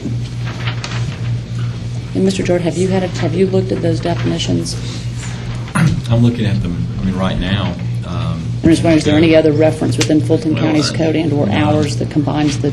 The only thing that stood out to me with Lynn's description was it's odd to me that service station is identified, and then I think I heard automotive repair was also identified, which seems a little redundant to me if they both address the same subject matter. Well, it's odd to me, if I may, Mayor, it's odd to me as well, just reading, having been familiar with that packet and the traffic analysis that was done on that particular parcel was very clear about the concern that Fulton County traffic engineers had with that particular corner. And then to have these prohibited uses, but then not include a convenience store, which may or may not include gas, is just interesting to me. It's pretty much everything else that would have any kind of traffic besides what's currently there. Break in kind of a point of order. It sounds like we're moving on to a discussion of potential, no one's requested anything or whatever, so are we kind of moving off a path on this actual item that to a neighbor, to a parcel here that possibly may ever or may not come before us? Mr. Mayor, it's tangentially related, but I certainly agree that before us tonight is not what the uses may or may not be on that discrete piece of property. I will concede that we've got a bigger issue tonight, which is a policy that impacts the entirety of the city. So, yes, I will agree with that. And again, I have respect to all that, but I mean... Well, I think the discussion is the map that we have before us makes the claim that these parcels in red can in fact be developed for gas stations. And so the discussion is very pertinent to me in that, before I'm rendering a decision on a map, I want to make sure that map is factually correct. So I think it's a pertinent discussion to have. Actually, it's not, and the wording's wrong because it does say service station on the map, but they're not convenience stores, yes, but not service or gas stations as defined. And the map does not take into account the parcels in which it's prohibited based on like the Deerfield Right. overlay, because it shows all those in red, and those are all prohibited. Correct? Via their covenants, yes, ma'am. Private covenants. Yes, so those are all prohibited, so, I mean, a lot of these red parcels go away. Yeah, and it uses the term convenience store when the reality is I think it's convenient, now that we understand convenience stores come with and without gas. I think this is convenience stores with gas and service stations. It says always in association with the dispensing of, Right. Motor fuel. always. Okay. Again, any more questions with that? And if not, do we have a motion or a second on this? Hey, well, you I was look just like going you're to say, about to say something. separate from questions, I just, Yeah. I don't think there are any more questions. I think we had a couple of statements that we wanted to make sure, make a motion. some explanation or something. I mean, from my point of view, we've heard quite a few citizens come before us in the past, 9 months and give some opinion on this. I think that the spirit, the idea behind this change is to address some of the concerns that our citizens have. And I think it's something that's fairly logical. Right now, we don't have anything in our ordinances that contemplate how do we limit proximity other than the buffers and setbacks that are included as part of the zoning definitions themselves. And I believe that based on a couple of issues that we've heard in the recent past, that those are insufficient, and they didn't do a very good job of helping giving us guidance in terms of some decisions that we made. In fact, if anything, the lack of that language sort of put us in a tough spot where we couldn't make decisions that needed to be made. And so I believe that this kind of thing is something that we're being asked to clarify by the citizens that live in Milton, and I think that we've got a responsibility to do that, and that's why I believe that this would be a good change to our existing ordinances. Okay. Anybody else have a comment or want to make a motion? And then there's also, always be discussion or statements after a motion is made, too. Mayor, I have a comment. Okay. Thank you, Mayor. I would also agree with Councilmember Longoria's comments that I do think there is a need for this. I also appreciate staff's analysis because the concern that was raised at our last meeting, I think it was the work session, was that, and I think it was also reported in the paper, was that we in effect prohibit these types of businesses from being built in the city of Milton. I think staff's analysis proves that there are opportunities, even if we do pass this ordinance, to have convenience stores with gas and service stations and whatnot all across Milton, off of Arnold Mill. There's a couple of other places that staff's identified, including Highway 9. So I think there's opportunities there, and I think that passing this ordinance, okay, well, then I need No, to... these are all Yeah. parcels that would not be allowed. actually- that's not No, accurate. she said three. So Three of at least these 3 to would be- 5 of these that would still be allowed to be built out as a Let's convenience let's store. speak in order. She said one off of, so that we're clear, one off of Arnold Mill Road, the one that has a remaining acreage of 1.36. There's one at the corner of Birmingham Road and Birmingham Highway, the one that has .92 acreage. And then there's one possibly that could be built out, which is off of Hopewell at the corner of Birmingham Road. So there's 3 in the Northwest Fulton overlay as well as the ones off of Highway 9. So I believe we should move forward with this. I believe it's prudent, and I'd like to make a motion. Okay. Does anybody else have a comment for? I do, but I'm happy to wait till after the meeting. Mayor, I'd like to make a motion to approve RZ 10-01 to amend the City of Milton zoning ordinance to create a required distance for convenience stores and service stations from residential uses in zoning districts within the Northwest Fulton overlay and the State Route 9 overlay districts, Chapter 14, Division 5, and Chapter 64, Division 6, Agenda Item 10-1212. Alan, that was 04, not 01. RZ 1004. Oh, thank you. Correction, RZ 10-04. Yes, sir. Thank you. Okay, do we have a second? I second. Okay, I have a motion by Councilmember Tartt, second by Councilmember Longoria. Is there any council discussion? I would just like a clarification. Are these maps showing it with a 50-foot setback or a 100-foot setback? Those are showing the ones that would be currently available with the 50-foot setback.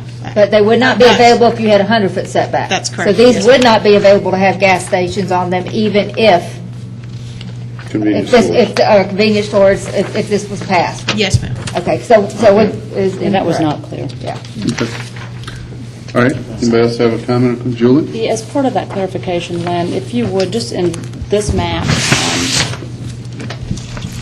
and I'm just going to hold it up because we have so many different maps, the one that has the purple. Sure. Okay. So with the purple. The purple, just to make sure that I'm understanding, did represent potential future land use that could potentially be converted to C1, correct? It does represent parcels that could potentially be requested for rezoning to C1. Obviously, again, with the implementation of this separation distance, many of these would be also removed from the map. So I just, a couple of points is that, one, I think it's important, ma'am, just. Yes, go ahead. Thank you, sir. Is that, one, that the intent of this modification to the ordinance would not be to remove business from operating. Of course, we embrace business in Milton, but I think it is important to be able to identify where certain businesses are more appropriate than perhaps others. As an example, not all C1 property is necessarily appropriate for all uses. We hear from our citizens day in and day out that certain intensities of use are not appropriate for adjacency to a residential area. And this community, long before we became the city, was an unincorporated part of Fulton County that prided itself on the ability to distinguish between where those businesses that are appropriate can be located and perhaps where residential parcels need to continue to be primarily residential and or appropriately transition from residential to an appropriate C1 location. And so I just would ask us all to really think about the citizens that we represent and the fact that this is not about denying businesses. This is about embracing the citizens that put us in office to help identify what's appropriate for land use. And not every single use is appropriate on every parcel. And I think it is our job to evaluate where it's appropriate and where it's not. And I think that part of the dilemma we have before us is that we do have some parcels that were previously zoned unconditional.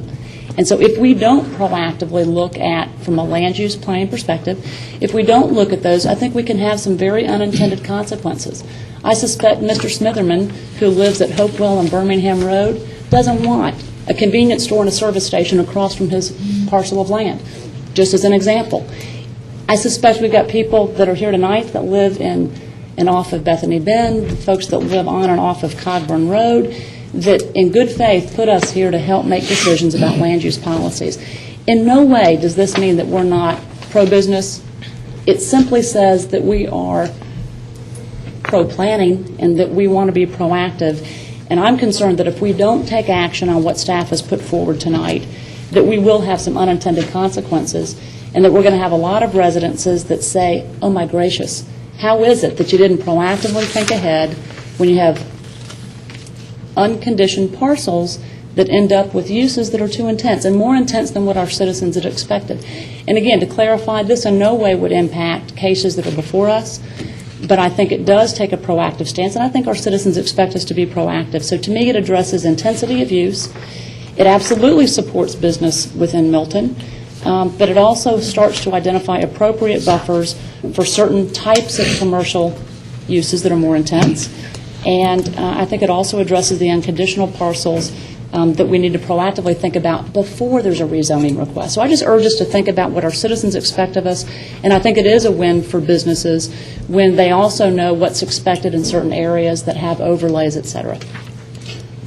Okay, anybody else have? Mayor? Karen? I had specifically requested a map at the last meeting where we discussed this that would show all the parcels currently zoned C1 or in the comprehensive plan to show that could be commercial zoning, that after the proper setbacks were in place, where gas stations could go. And I don't see that map here because everything I'm seeing is we're basically prohibiting all gas stations from the city because there's none that would be allowed under the current.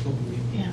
What we provided were those various and distinct properties that are located around the city that are currently zoned C1 without conditions.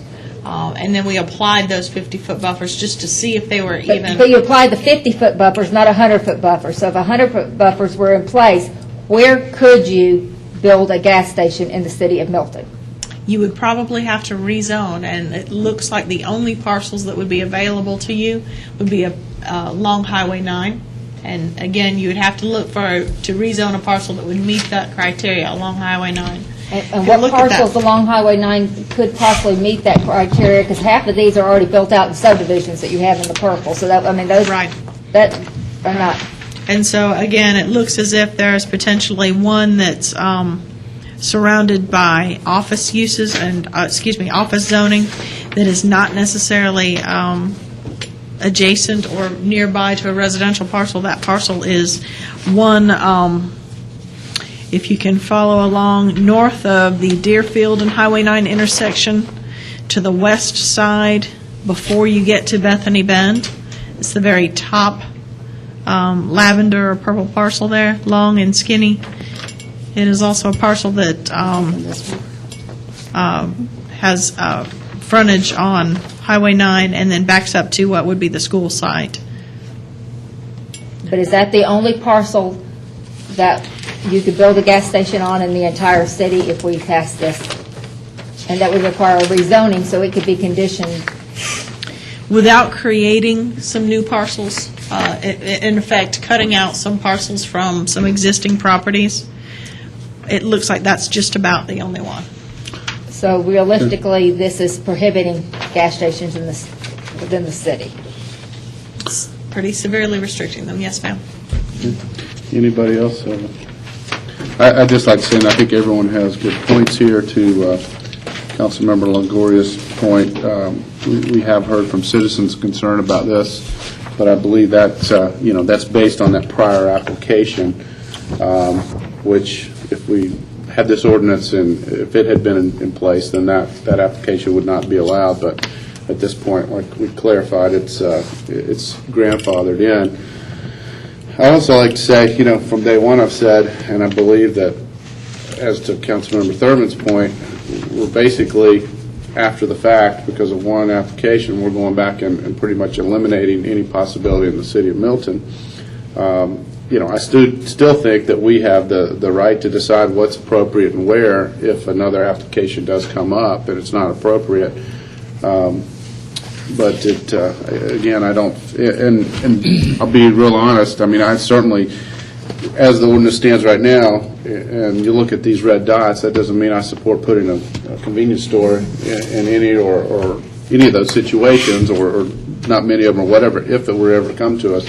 But my big concern is that we're just basically saying almost nil in the city of Milton, that we're allowing future, and of course, nothing's come up in those areas, and may or may not in the next 10 years. But I just have a concern with supporting something that effectively blocks any future development in that. And who knows, 10 years from now or something, the citizens may want a convenience store in an area or whatever. But and if you haven't already made a comment, like the Bill, go ahead. Sure. And let's do the vote. Question the city attorney. Are you familiar with any case law out there where governmental entity has taken action to exclude a certain type of business or activity within the city where it was previously allowed. I would assume the question is that a jurisdiction has gotten in trouble legally by doing that sort of a prohibitive land use regulation. Correct. The best I can answer it for you is that I am used to that whenever there is some sort of a special protection or privilege associated with the industry, like when there's some sort of a constitutional entitlement or involves some sort of constitutionally protected sort of activity like speech, like certain sorts of dancing, things of that nature. Gas station, service station, I think that your actions will be judged based on purely just a sort of a rational basis test, and that is if you have a reasonable, rational basis for making the decisions that you make, I think you'll be upheld. I mean, not only that, but you also have, I mean, this is going to be a numerical requirement of the code. It's something that could be varied, could it not? So in other words, that might open you up at additional opportunities. So the short answer is I see where you're going. This is going to have a fairly significant impact on one particular industry. And certainly you will impact your citizens in a very meaningful way by what you're about to do, good or bad, and I'm sure it can be debated both ways. But I am not terribly concerned from a legal standpoint that this might set the city up for any sort of an adverse ruling if like a representative class of that industry were to challenge us and say you're basically in one fell sweep legislating us out of Milton. I'm not terribly concerned about that. To me, I would just ask that you look at it from a purely policy perspective. Does it make good policy? And that needs to be your guiding principle. But thank you for the question, Councilman. I get it. Yes, sir. Okay, is there anybody else that'd like to make a comment? Yeah, Mayor, and I apologize, I'm not going to try to go over the same ground we've already been on, but I do want to point out that we're not excluding convenience stores and gas stations from the city of Milton. Number one, we already have convenience stores and gas stations in the city of Milton. What we're trying to do is help provide a little bit of guidance in terms of zoning cases that may come before us in the future. And what we saw in the past was a lack of guidance. And so I think we're just trying to provide guidance. And, you know, there's a couple of things that we could say. Is 100 feet the right distance? Well, I think that it is based on the staff's analysis of what's been going on. But like our city attorney just mentioned, this is something that can have variances granted as needed in the future. And while ordinances and zoning rules can't cover every single condition that's going to come across us in the future, it does provide us with some basic framework that we can work around. And I would be very comfortable with having this as part of the framework. Okay. Mayor, just one quick comment, and the fact that a variance can only be granted in a hardship situation, so I'm not sure if a variance could ever be granted in this unless they had previously been allowed and they were not allowed to do that. So I don't think a variance is an issue here that would make a difference. So. Well, and let me just say, Councilman Thurman, I'm not trying to forecast. You're right. Every case would have to stand on its own. I simply threw that out because it's a numerical requirement. I'm not prejudging how difficult that might be. Thank you, Mayor. One more, and then In terms of variance, I might just substitute that word for a modification. A modification could be made to this policy. If we proceed this evening, understand that it's a policy, it's a guide. I mean, oftentimes in a different scenario, we hear from others on this council that it's just a policy or a guide and we can modify as necessary for a particular application. And I would just remind us all that, of course, we have that authority to modify. If we find that this distance is too great, we could modify it. It does concern me on behalf of our citizens and the parcels that are in front of us, as an example, including Highway 9, but also those that are interior to Milton, is that if we do nothing tonight, we have many of these that are before us that would have potentially unintended consequences where the convenience and gas station could be placed because it was previously zoned with no conditions. That's a concern. We've got citizens that do not want certain of these businesses in certain locations. And I think that if we keep that in mind, is that we could put this in place, it would mitigate the negative of those that would be very unintended, and then we could always modify as necessary for those instances when either the future land use plan or another applicant comes forward. But as was noted by Mr. Councilmember Longoria, this is not to preclude these businesses. It's simply to help identify where are they more appropriate so that we can be providing guidance on policies for certain commercial uses. Thank you, Mayor. Anyone else that hasn't? Call the question. Their comments? Call the question. We can call the question, or we can go ahead and vote on the motion.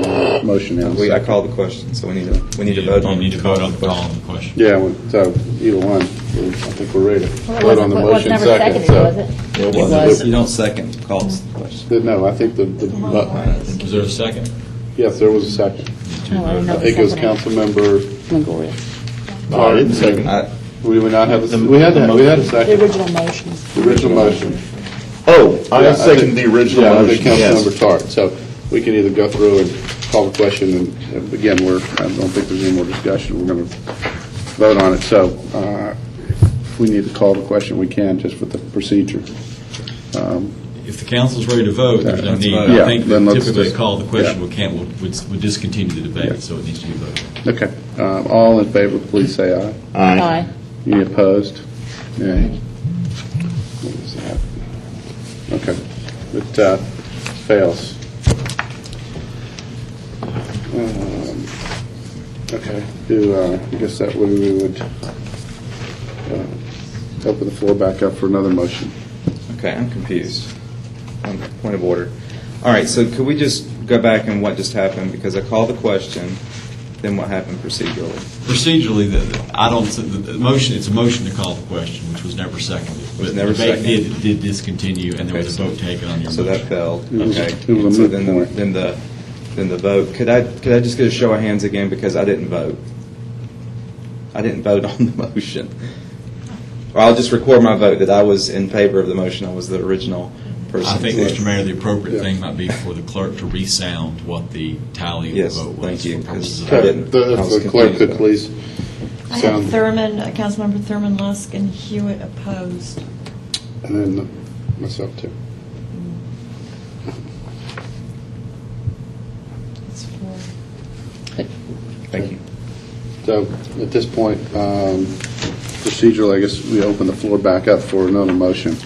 We do, we still have a pending agenda item that will need to be addressed in some manner. Right. That's correct.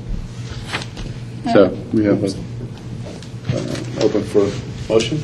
I just have a question, Mayor, before making a motion potentially.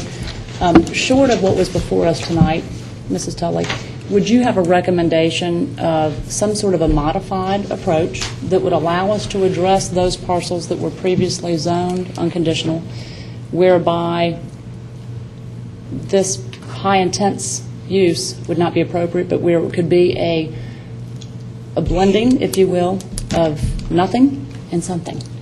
I suspect staff has gone through and given some thought to this, so could you just speak to that, please?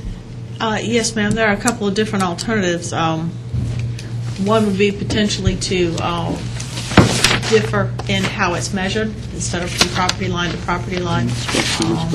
It could be from structure to structure. That is a little bit more difficult to apply, just from a field level, simply because we don't always know where all the structures are going to be, and sometimes they move once they're planned. Again, like I say, it just depends on the topography.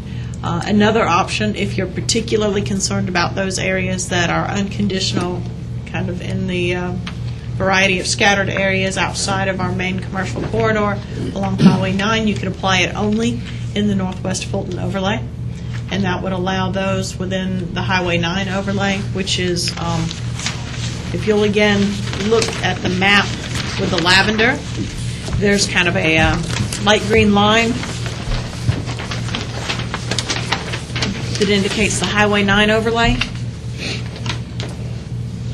And so therefore, those parcels would still be allowed and it wouldn't be applicable to those parcels. Are there any unconditioned C1 properties within the Highway 9 area? I think those that you see that are in red on that map that has the purple showing as well, showing the AG1, those properties that are in red are unconditioned.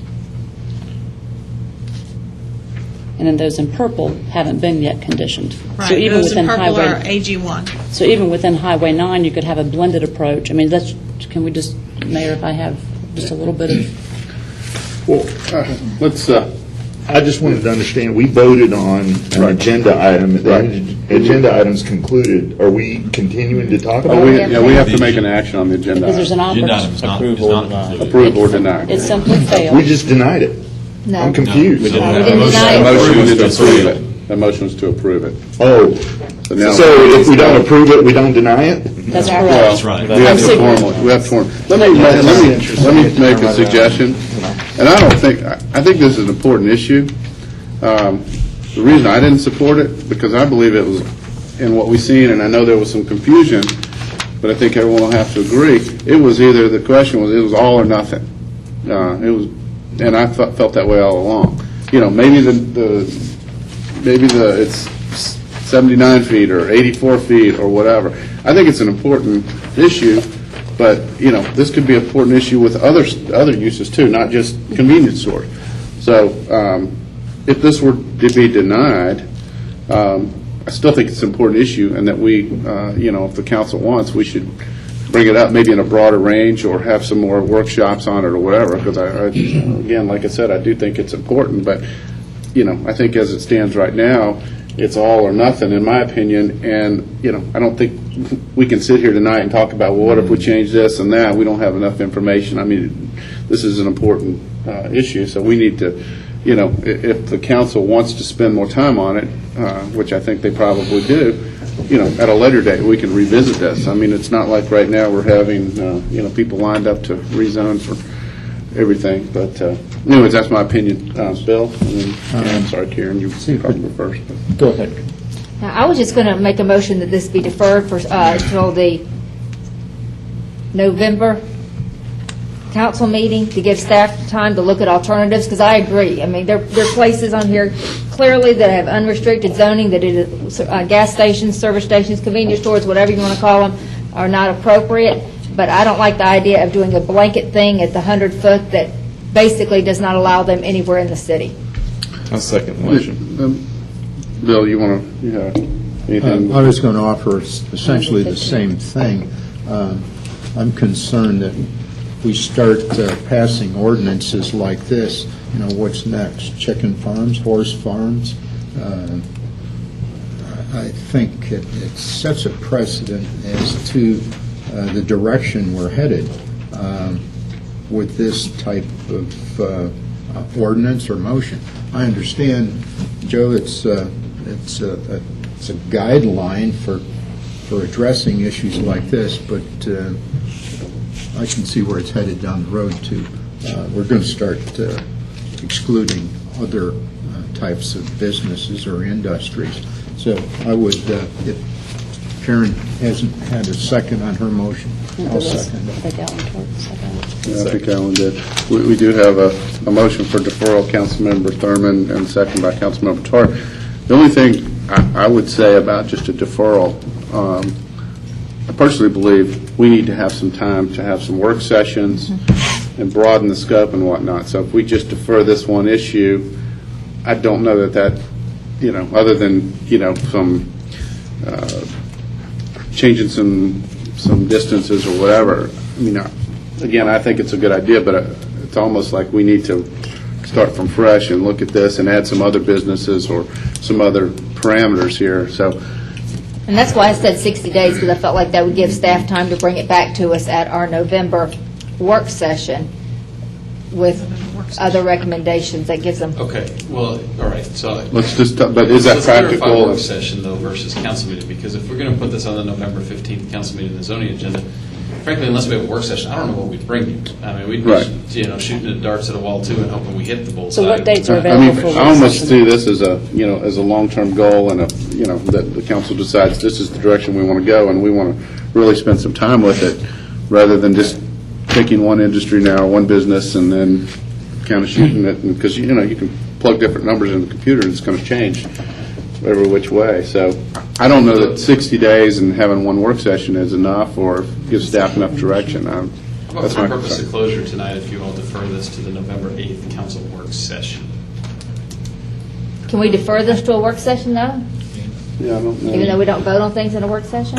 You can, I mean, that will be where you have to give staff further guidance on this, then we'll have to revisit the procedure to get it back to you appropriately. How about, you know, and that works too, but if, for the ultimate goal, would it be better if this, let's say this were denied, but then have the work session for council and staff to interact, to figure out exactly what it is we are trying to do? Does this just have to do with convenience stores, or we have other areas? And, you know, rather than bringing this one application, because I think this needs to encompass a lot more if we're just doing, so, you know, I don't know if we can do this, but if we were to have a motion where it was denied, but that we come back at the November, was it 8th, work session, and then bring this topic up again and put that on the agenda, and make it more encompassing of, you know, giving us more information. It's not just specific for convenience stores, but more commercial property, and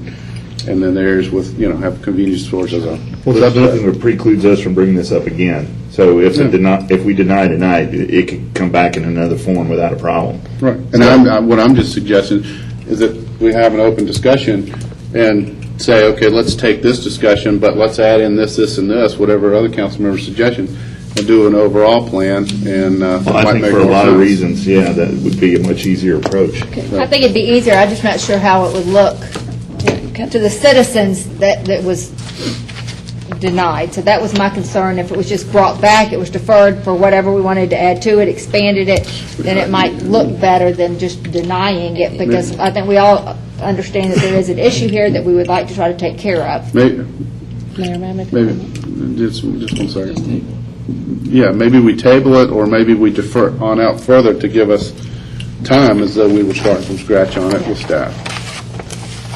For me, which would be again, better? let me just offer, from a cleanliness perspective, I mean, the denial is clean. Okay. To Councilmember Thurman's perspective, that's a consideration I don't have to think about so much, and you all do, Yeah. and that's how it looks, and I get that. But then if you just deny, as Councilmember Longoria said, we can bring this up at any time, and if you want to make a motion to deny, subject to revisiting the issue at the November 8th work session, that's fine too. And that kind of eases as far as, do we run ads again? Do we run legals again? Does it go back to planning commission again? Well, now we know all those answers. Right. It was denied, so it goes right back. And I just want to, saying that, and to Councilmember Thurman's point about how it looks, I mean, we just want to do the right thing for the city, for the overall city. So I think people can read between the lines if it, you know, if it's denied and we bring it back up a work session and we encompass more, you know, I mean, that's the fact. So, Julie, I think you want to make a comment. Thank you, Mayor. Just in terms of procedure, I support the motion to defer. I think that it continues to make quite clear that the intent of this elected body is to grapple with this issue, and it holds our feet collectively to the fire. It also holds staff to a timeline, which I think is important. I think we need to communicate when we have priorities. And I think, Mayor, thank you. I think that your input is valid. I think that everybody's input has been valid. And I think that if we simply deny, we remove the timeline associated with the need to address this. And the reality is that we do have parcels with unconditioned, undiscussed need for conditions. And so I think that it's important for all of us to hold our feet collectively to the fire, to assess what's the best way to approach this. I think it's clean. I think we all realize that there's some differences for how we might get there, but I think we need to get there before too much time occurs. And again, we're going back, but I think everybody's had a chance to give their opinion. The only thing, like, to that point, I think and we've got a motion to defer it, so we're going to vote on that. But then if that didn't pass and we were to deny it, we certainly could put a clause in there that we're putting it for a work session, and maybe we just broaden the scope a little bit of it. So that would hold our feet to the fire. And I personally, again, the reason I've had a problem with it, I felt like it was all or nothing, and I want to spend the amount of time that it takes so that we're doing the right thing that overall will stand and is the best interest of Milton. So at this Mayor, point, can I amend my motion to defer it to the November 8th work session? well, I don't know that we can Because right now they're just... defer an application to a work session. He said we could, because I asked that. You can defer it, I mean, if you want to. I mean, right now the motion's to defer. I mean, I would support a friendly amendment I mean, I didn't second it, but I'm just suggesting that maybe we modify the motion to accept your friendly amendment. My only problem, if we defer it to then we've got to figure out when do we hear it again. Well, that's what I mentioned to Councilmember Thurman, is that I would, the city manager and I and Lynn would have to get together and figure out the process. We can discuss it at the work session, but as far as bringing it back to council for actual further consideration, we'll have to discuss the process at that work session. It's not just going to be flip it back up to another regular agenda at that point. Okay, I mean, that was my concern. I don't want to spend 30 minutes on it and then the next meeting expected to vote on it. I want to spend the time and have staff to, and this may take months. So that's my only concern with just deferring it for out into November. But we have a motion and a second for deferral, and at this point, I don't know that it's just basic for deferral to the, what was your motion, Councilmember The Thurman? original motion was deferred to the November 5th. 15th. 8th. Well, the original motion was deferred to the 15th. November 15th council Council meeting, meeting. and I asked to amend it to the November 8th work session. That's So Okay. I don't know what's out there now. May I clarify? I heard that it was a 60-day deferral till the council meeting of November 15th with, I'll call it a requirement, that it be on the work session. It just wasn't stated which work session, but the work session of November 8th. So that would clarify that it stays in the process. It requires it to go to a work session. It makes it clean in terms of you still have an opportunity to bring it back on the 15th. And if you want to still defer it, if there's not been enough movement in terms of coming up with the correct resolution, you can still defer it again on the 15th. But I think what's before us is 60 days to the 15th with specificity for the need for a work session, and the only work session that it could be on would be the 8th. So is that, I think it's implied in the motion, but could we clarify that? Well, I think that is the motion that Councilmember Thurman originally had, was for it to go to the 15th meeting, deferred. But you've also asked that you could change it to be heard at the work session before and still come in on the 15th. Well, I just was going to change it to the work session before, and we could go through the procedures before then. But, you know, I don't want it to totally go away. I want people Sure. to understand this is important to us, but at the same time, we got to give plenty of time for staff and give time for guidance to staff. Let me, because I personally believe that, you know, if we start discussing it the 8th, it's not going to be enough time by the 15th.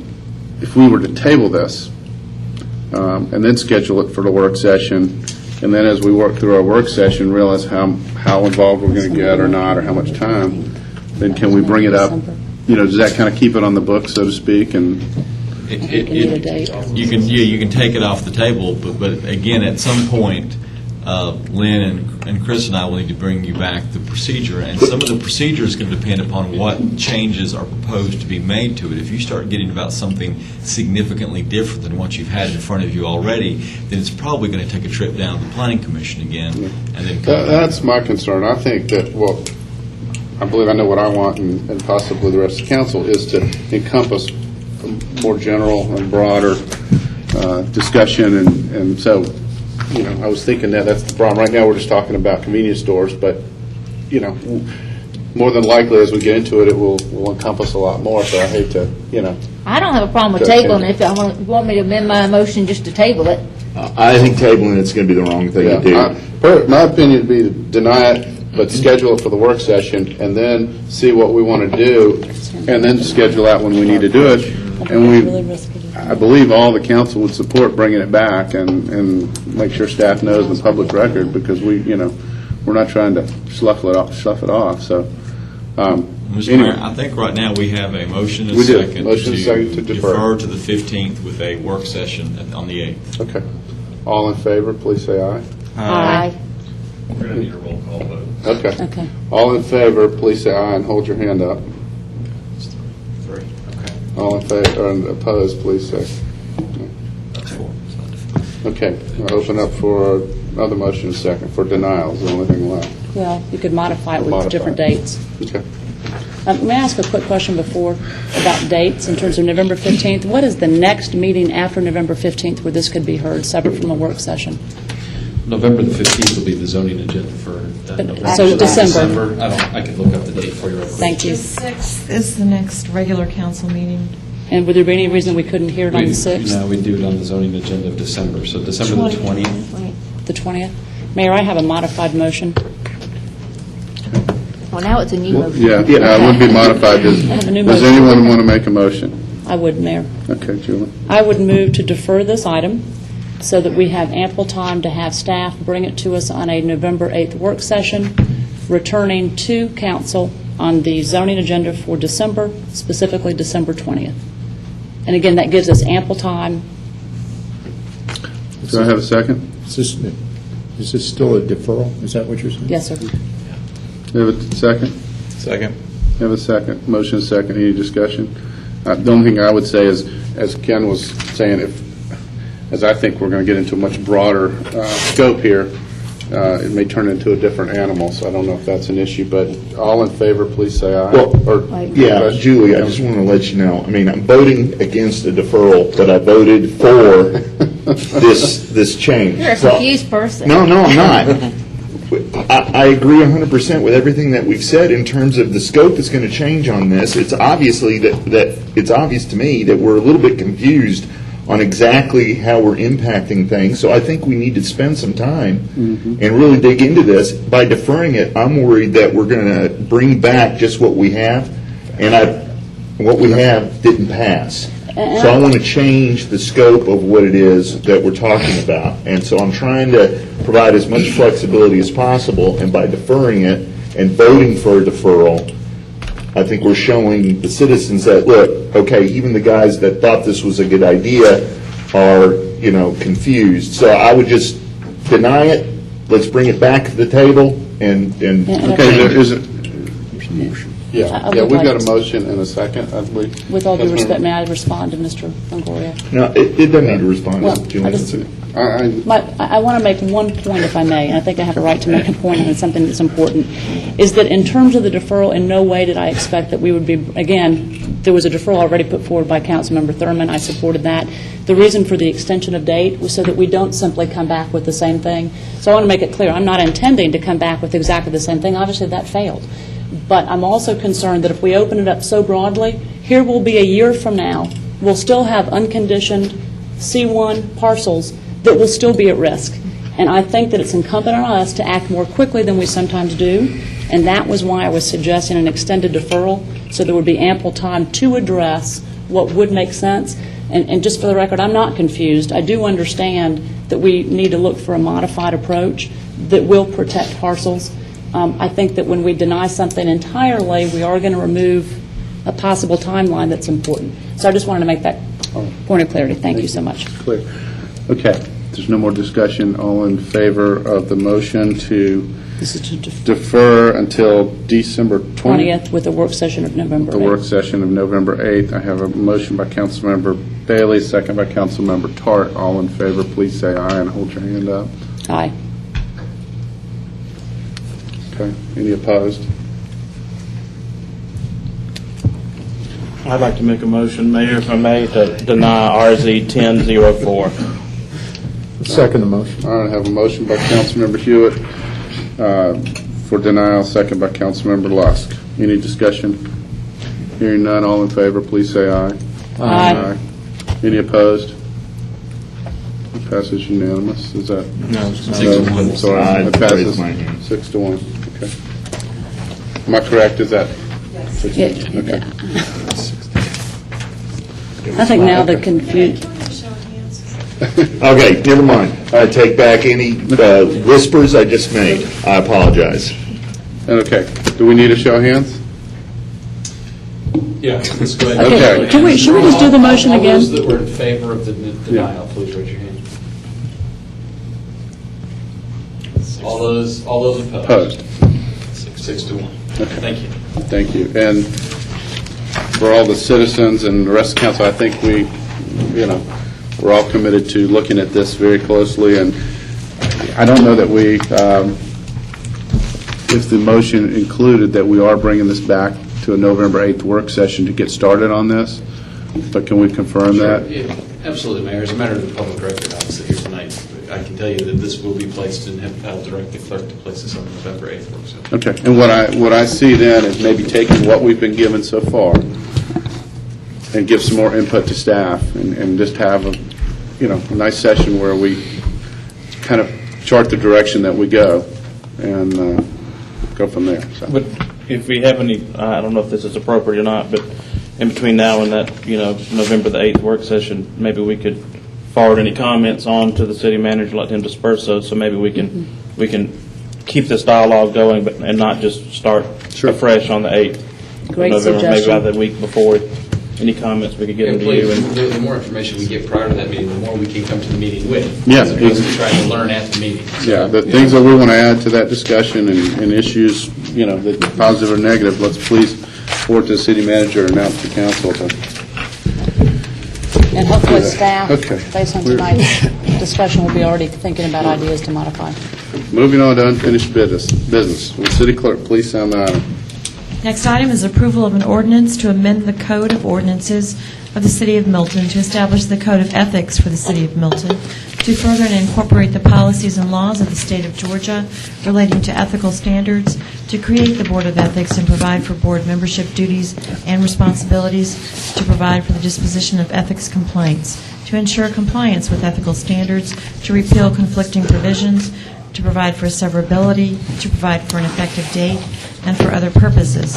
This is agenda item number 10, 1221, first presentation on September 8th, 2010. Mr. Ken Gerard. Mr. Mayor and members of the council, you have in front of you this evening potential modifications of a fairly significant nature of the Milton Code of Ethics. We have gone over this several times, both in work sessions and at a previous regular meeting. However, I think what I'd like to do is give you first a very broad brush presentation and just say this. The purpose for this modification is to effectively reconstitute who hears ethics complaints in the city of Milton. Now, there are a litany of reasons why we are doing this, none of which implicate the fact that the current board has not done a good job. And in fact, I think the council has been very emphatic that they wish to say nothing except the highest accolades to those members that have tirelessly served and performed a civic duty on behalf of the citizens. And it is, quite frankly, a thankless job, and it's a difficult one. However, this is an attempt, as with many things in government, to take an idea that works and to hopefully make it better. And that's what we're trying to do here. Most of the things in the ethics code are not being modified, but we are trying to make sure that the process is as free from any appearance, not actual, but appearance of impartiality as is possible. And that is, again, no reflection on the current membership of the board. That is simply an effort at making this as transparent and as open a process as possible. We have gone through this repeatedly, and I'll be happy to very quickly go through it this evening. The last couple of modifications and concerns the council have been plugged into this latest draft. What you have in front of you, I think, is something you could feel comfortable in adopting.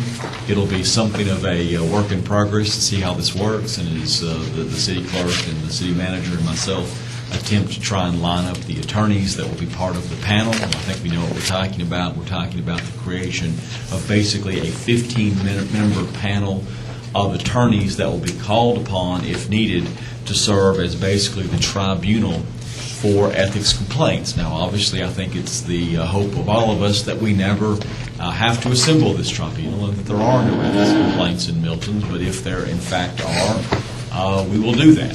And let me just walk through very briefly. If you look on your packet on page 13, we're talking about Article 5, dealing with ethics complaints.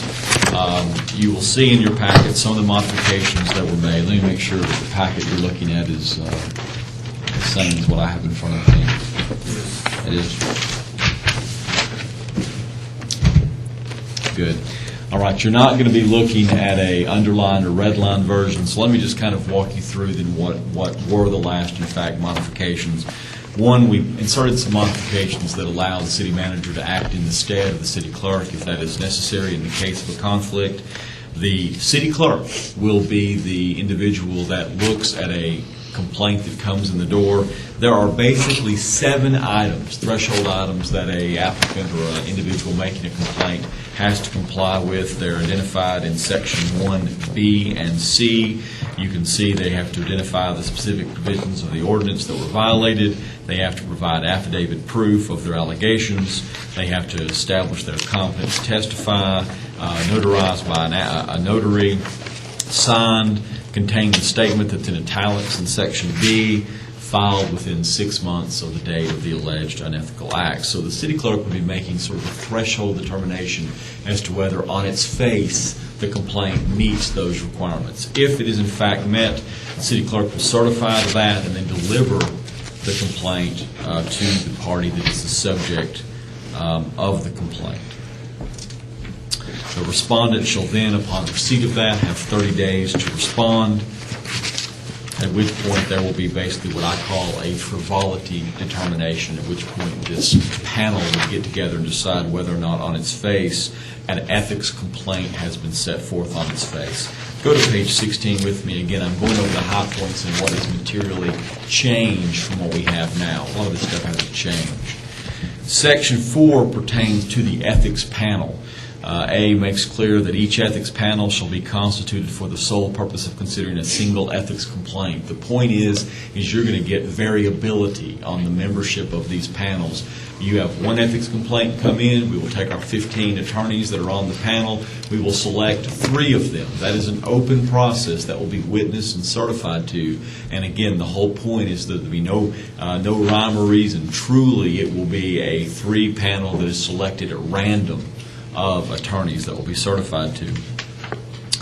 The attorneys that can be selected in Section 4D, they have to be competent attorneys at law in good standing with the State Bar of Georgia. They must have 5 years of experience, of which 3 is in civil litigation. They cannot reside or maintain an office within the city limits of Milton, Georgia. They cannot be an employee or city official and have not been an employee or city official during the 18 months preceding their appointment. Now, I am mindful that issue, that one right there on Section 4D4, continues to be of a concern. I'll simply call it out to you. I don't know that I've received any direction on what to do other than what I have there, but I will say I know it continues to be a little bit of an issue of the length of time this attorney has to be separated from the relationship with Milton before they can serve on one of these panels. And then Section 4D5 provides that they have, or they're a member of their immediate family, can have no business or contractual relationship with the City of Milton, and if not provided monetary or in-kind campaign contributions. Again, I'm sure you see a theme, and the theme is there'll be no even possibility for any sort of a conflict or bias with respect to the attorneys to serve on this panel. On page 17, if you look at A at the top, this is the drawing of the names I had referenced earlier. It will be witnessed, not only will the clerk draw the names, but it will be witnessed by a member of staff, the city manager, or even myself, who will certify that the drawing was done consistent with the spirit and intent of this code. Section F provides that only one attorney shall serve at one time on any given panel. Obviously, it's a hope we never have to assemble a panel, and certainly it's our hope we don't have to assemble 2 or 3 at the same time, because obviously that would mean we have 2 or 3 different ethics complaints processing through the city at the same time, and we don't want that. But if we do, it is our intent under this code that not one attorney would not be on multiple panels at the same time. G just deals with disqualification. And obviously, if an attorney continues to turn us down and can't work with us, then they probably don't have an interest in serving on the panels that we're trying to set up. Section 5B pertains to the per diem. That is how much money we will pay these lawyers to come in and sit on these panels. The per diem will be approved by you, and it will be consistent among the panels.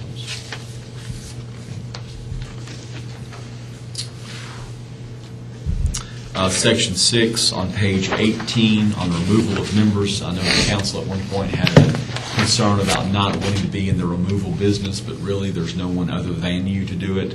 So in the case of good cause, you can remove a tribunal member from the panel. And I think you'll see in the underline, well, you won't see it's the second sentence. For purposes of this section, an ethics panel member that without good cause misses 2 scheduled ethics panel meetings during the handle of a single case shall be deemed to have neglected their duties such that no further evidence demonstrating neglect need be shown.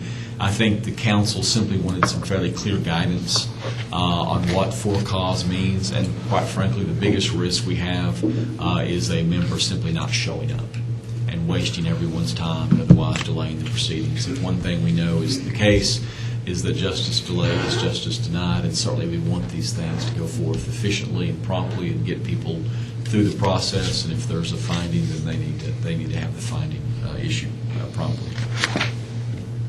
On the bottom of page 18, you see resignation of a member. We simply added some language that provided that if a member resigns, that the selection panel for the replacement shall be the same as it was for the original selection. That is witnessed, notarized by third parties to make sure that there is integrity in the process. And really, I'm going to fast forward now, quite frankly, to the last substantive provision, and that was the wrongful use of the ordinance, page 24 of your material. As with any good thing, there's always those that may abuse it, and our ethics code speaks to that as well. There can be, just like there can be the wrongful use of civil process in the civil litigation context, there can unfortunately be the wrongful use of an ethics process. And this code anticipates that could in fact occur, and if it occurs on page 24, you will see that not only do we have public reprimands and even criminal prosecutions. Obviously, that would be at the discretion of the prosecutorial authority, which we would have to recommend it to, but also the payment of costs and attorney's fees associated with the expenditure of Milton time in the process. And we have stated in the second sentence of paragraph H3, for purposes of this subsection, the term costs shall include the staff time dedicated to processing the ethics complaint, as well as copy costs and other directly attributable administrative expenses. For purposes of this subsection, the phrase attorney's fees shall include the reasonable fees of the attorney retained, if any, by the subject to the ethics complaint, as well as any fees necessary to be paid to the ethics panel attorneys. So obviously, if the city has already put together a per diem and paid it to the tribunal we've set up, then that would be an element of costs that we can seek to recover by an individual that is wrongfully used the process. So those are the modifications that stem from the last time that we received council input. You are ready this evening to approve or adopt, and Mr. Mayor, I will turn it over to you and obviously ask any questions otherwise the council may have. Mr. Mayor. Okay. Alan, I think you may have a question. Thank you, Mayor. Mr. Jordan, can I have you comment for me on Section 4, paragraph D4, which deals with the attorney that's chosen for the ethics panel not being an employee or city official, have not been an employee or city official during the 18 months immediately preceding his or her appointment, and are not the spouse, parent, child, or sibling of an employee or city official. From your, from your perspective as an attorney, could you speak to whether or not it would even be ethical in terms of whatever ethical rules that attorneys have to operate under, whatever they're called, for a previous attorney of the city to take a position in opposition to one of us, since we were their client, or even serve on this panel and render a decision on us as their previous client. I don't want, in other words, I'm asking this because I don't want us to legislate something that would be unethical for you as an attorney to do.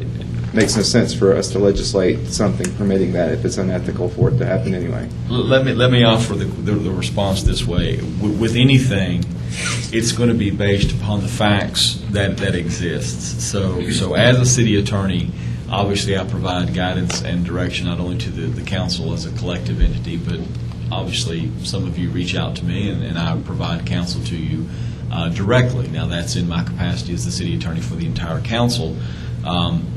I would be uncomfortable sitting on a tribunal hearing a case involving any of my former clients. So if I am no longer city attorney, at least for the period during which any of my clients were on the council, I would not want to be a member of this tribunal. That's true. Because obviously it could impact my ability to at least from an appearance standpoint, speak in an unbiased way. And I would be concerned also that you, as my former client, might question my ability as whether I could find both either in favor or against you, and it may be that I rely on some piece of information that I obtained from you during the attorney-client relationship, which would be inappropriate for me to insert in the role I would have as a neutral. But that would be my concern. Okay, Mayor, and to that, I would just encourage us as we go forward with this ordinance, and we have, of course, heard this ordinance several times during work sessions and that kind of thing, and modified as we've gone along. I would just encourage us to possibly modify the proposed ordinance in Section 4D4 to include some sort of language, and I like how you put that, Mr. Gerard, is you wouldn't, in other words, you wouldn't have a problem being on this tribunal if one of us, our terms are up, we're no longer on this tribunal anymore. It's a totally separate group of people. You've never even worked for anybody up here. That makes sense to me. Right. And that seems ethical. I certainly wouldn't want us to put all the time and labor that we put into this ordinance and then legislate something that, frankly, is suspect, unethical at best. I think we need to make sure that this ordinance is as tight as we can get it. Thank you, Mayor. Any other questions for Bill? One for the city attorney. Article for Section 4C, number of qualified individuals of 15. In the event that, I guess, is that the sole action of having 15 panel members the necessary element to put this ordinance into effect? No, sir. Forgive me. I thought you were done. Go ahead. Okay. Suppose we can't get 14 or 15, and suppose during the lifespan of this ordinance here, it falls before or falls below 15. Does it become inactive at that time, or am I splitting here? Would we have to expand our borders past the southeast to find 15? Well, Just kidding. the implicit suggestion in the mayor's comment is that lawyers will not be just chomping at the bits to perform their civic duty. But to Councilmember Lusk's point, it's going to put a burden on our city clerk, because our city clerk will have to not only find the initial panel of 15, but you'll note that language there of confirm their willingness to serve no less than once a year. Anybody that's a student of how governments work knows that's going to be a bit of time spent doing that and following up and getting the attorneys on the line and making sure they're okay to do it for the next year. Now, it's my hope, and when we're putting this together, I think I said this little bit of work in progress. We'll see how this goes. It's my hope that fellow brethren and sisters of the bar will be willing to do this, because I think it's a little bit of an honor to be able to serve in this sort of a capacity. And I think that, as we have seen, certainly both attorneys and laypersons have been willing to serve on the multiple tribunals and committees and councils and authorities that you all set up to serve the interests of the city and interests of the citizens of Milton. The only trick here is that by legislative fiat, these attorneys won't be in Milton. They will be outside of Milton, so perhaps they're the same sort of interest in serving the citizens of Milton may not exist. I still hope, though, from the standpoint of just it being a good citizen thing to do, and certainly it's a little bit of an honor to serve on that sort of thing, to be able to do it. I hope our city clerk will have a problem. Second, Karen. Well, let Karen and then Bill. Was Bill finished, or? Go ahead. Okay. Personally, I think 15 is too many. I think it needs to be between 9 and 15, and that way, if you have a hard time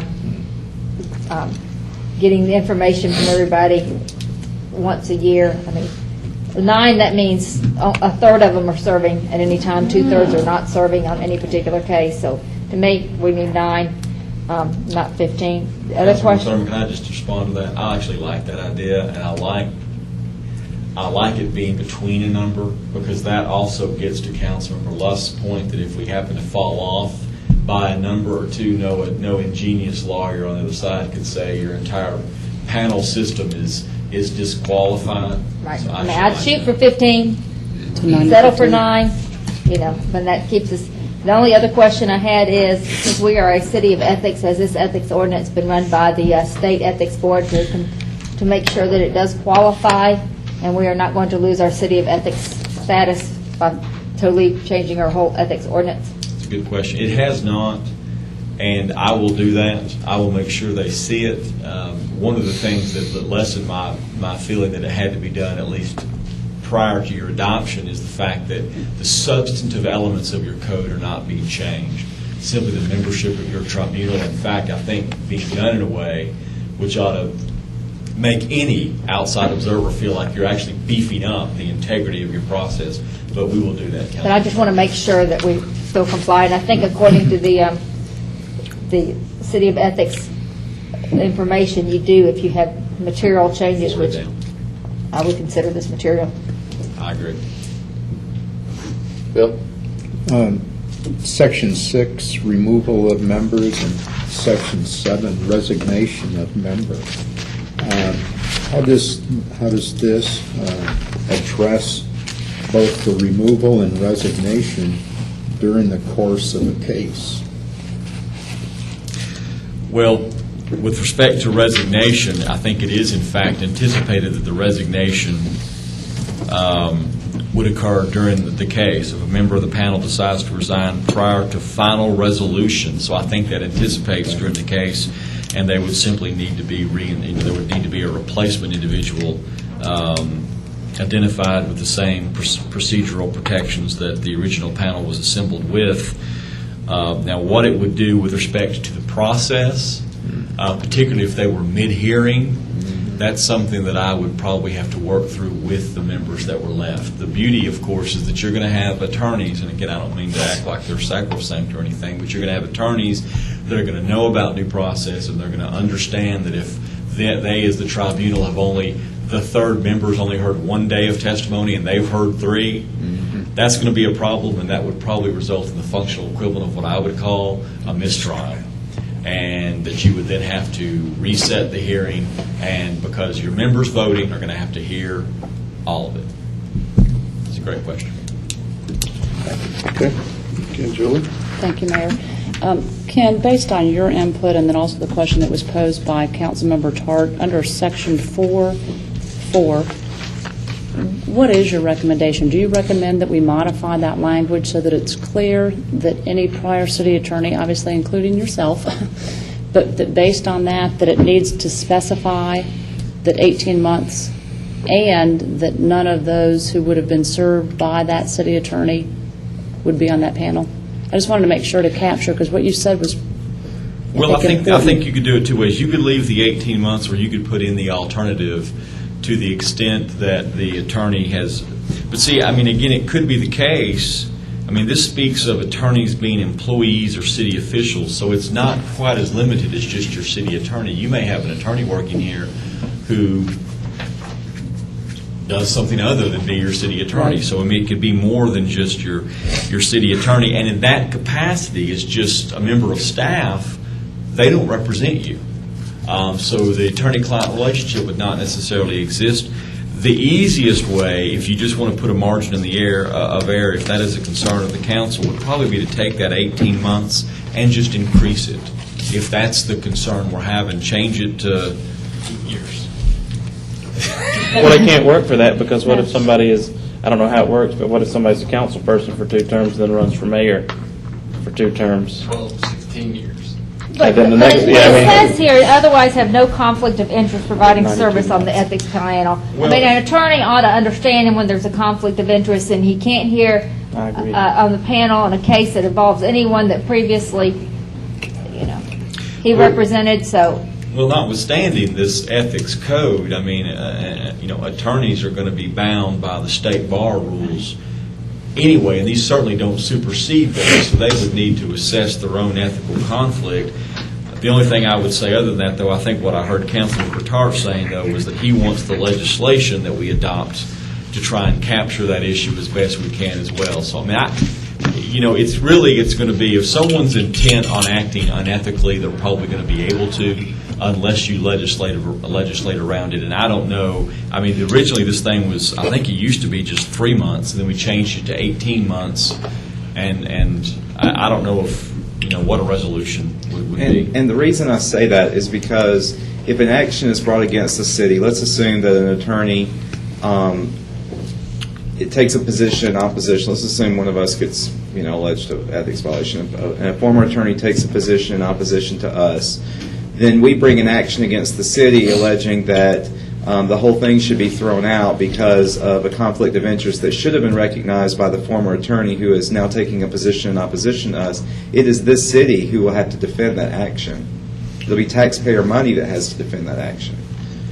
And so I don't know why we would legislate something to put us in a position of lawsuits. Mr. Mayor, could I have some language that I could offer would it be, up. and I'm certainly not sitting here trying to make your policy for you or tell you what to do with your ordinance, but I wouldn't be terribly opposed to just removing Section 4D4, or just to say not an employee of the city, period, and let us see if we can get 9 to 15 lawyers. That was never an employee of the city. And we might have to come back to you and say we might have to modify that, but I don't. It might be just cleaner just to say no ever, period. That's it. Right. Ken, you're I all think right we with can that? find 9 lawyers that meet the requirement of no never. Right. So you're telling me that I can never be on one of these tribunals? I was going to ask you if you're going to be upset by that. Right now in real Not time? here, but maybe somewhere else. You're going to miss out on your per diem. We're not going upset about that. So Section 4 can be amended to read, are not an employee or city official, have not been an employee or city official, ever. And are not the spouse, parent, child, sibling, or of an Right, employee. however that works, but just Related to anyone. It just makes just take it. Yeah, that makes sense. Yep. So far I've captured notes, depending on how you all vote, in Section 4C, with an amendment that it would read, the city clerk shall maintain a list of not less than 9 nor more than 15 qualified individuals. And I've captured Gives you potentially some- Section 4D4 that we're going to say not ever, in some capacity. Am I still on track? I think that's the only modifications I'm hearing y'all may be able to make tonight. Okay. You could make those by way of a motion, subject to those modifications, and between Chris and mine's notes, those can be added in easily. Have any more questions? Or does somebody want to make a motion with some modifications? I'll make the motion. I'd like to make a motion to approve an ordinance to amend the Code of Ordinances of the City of Milton to establish the Code of Ethics for the City of Milton, the description of which is provided in Agenda Item Number 10-1221, specifically the ordinance that was passed out in our packet with the following changes to Section 4C. It should read, the city clerk shall maintain a list of not less than 9 and no more than 15 qualified individuals from which to draw members of the ethics panels. Everything else in that subparagraph remains the same. And also a change to Section 4D4. It should read, are not an employee or city official, have not been an employee or city official ever. And are not the spouse, parent. And are not the Yes. spouse, parent, child, or sibling of an employee or city official, and everything else is stricken from that subparagraph. That is my motion. I will second. All right, I have a motion by Councilmember Tart, second by Councilmember Hewitt. Have we grasped the Got it. motion in the record? Okay. Any comments, discussion? Hearing none, all in favor, please say aye. Aye. Any opposed? That's unanimous. Okay, will the city clerk please sound the next item? Approval of an ordinance of the mayor and council of the city of Milton, Georgia to adopt amendments to the fiscal 2010 budget for each fund of the city of Milton, Georgia, amending the amounts shown in each budget as expenditures, amending the several items of revenue anticipations, prohibiting expenditures to exceed appropriations, and prohibiting expenditures to exceed actual funding available. Agenda item number 10 at 12:30. First presentation on September 8th. Public hearing was held tonight, September 20th. Okay. Mayor Council, I don't really have any additional presentation. I'll be happy to answer any questions from the previous presentation if you'd like. Okay. Do we have any questions? No, but I'd like to make a motion. Okay, if I don't have any questions for Stacy/Chris, open it up to a motion. Mr. Mayor, I move to approve an ordinance of the mayor and council of the city of Milton, Georgia to adopt amendments to the fiscal 2010 budget for each fund of the city of Milton, Georgia, amending the amounts shown in each budget as expenditures, amending the several items of revenue anticipations, prohibiting expenditures to exceed appropriations, and prohibiting expenditures to exceed actual funding available. Agenda item number 10-1230. I'll second the motion. Okay, I got a motion by Councilmember Luss, second by Councilmember Thurman. All in favor, please say aye. Aye. Any opposed? That's unanimous. All right, is there anything council wants to report on before we go into executive session? All right, I'll move on to staff reports. The city manager. Just two things real quick. Number one, there was an email sent out about a special called work session with members of CPAC. There's some council members that weren't available at the initial meeting. We've gone back to CPAC. It looks at this point as though they would like to, and we're going to recommend that we hold that special called work session immediately before the council meeting that is regularly scheduled on November the 1st. I say immediately before. We're hoping to start that work session at 5:30. And then we will publish the council meeting to be immediately following the special called work session on that night. And that should hopefully clear up any issues with anybody not being able to be here since it's on. I guess we might have one council member that's a little bit late, but he's going to work at getting here. That's one item. Also, just want to alert you to the fact that you've probably seen some emails in the last couple of days dealing with our solid waste haulers and solid waste ordinance. We're going to have a more complete, thorough update at the next meeting when Mr. Marietta is here. I can tell you that published for that agenda, just to say it at least initially publicly, the action that you took in the one solid waste hauler to allow an additional time with kind of a reckoning period of 2 months, that has occurred, and we need to bring that back in front of you. We found that the person that was here that made that presentation a couple of months ago is no longer with that particular company. And we've also got another couple that are not in compliance that we'll be bringing before y'all here soon, just so that if there's any question as to whether or not our enforcement is just aimed at one particular company, it's not. There are 2 more coming. And there will also be a couple more coming that want to be approved, to be a part of our approved list. So we've got some that are wanting to work with us and some that aren't. We'll deal with the ones that don't, and we'll try to get the ones approved that would very well serve the city of Milton. So just those 2 updates. Would you just restate November 1st, the start time? Is 5:30 is the special 5:30. called? Thank you. That's all I have, Mayor. Okay. We'll do land acquisition if you're willing Yeah, to go to. we have a motion that we move into executive session that we added by motion and vote to discuss land acquisition. So moved. Second. All right, have a motion and a second. All in favor, please say aye. Aye. Any opposed? It's unanimous. Real quick. So we'll go. Don't.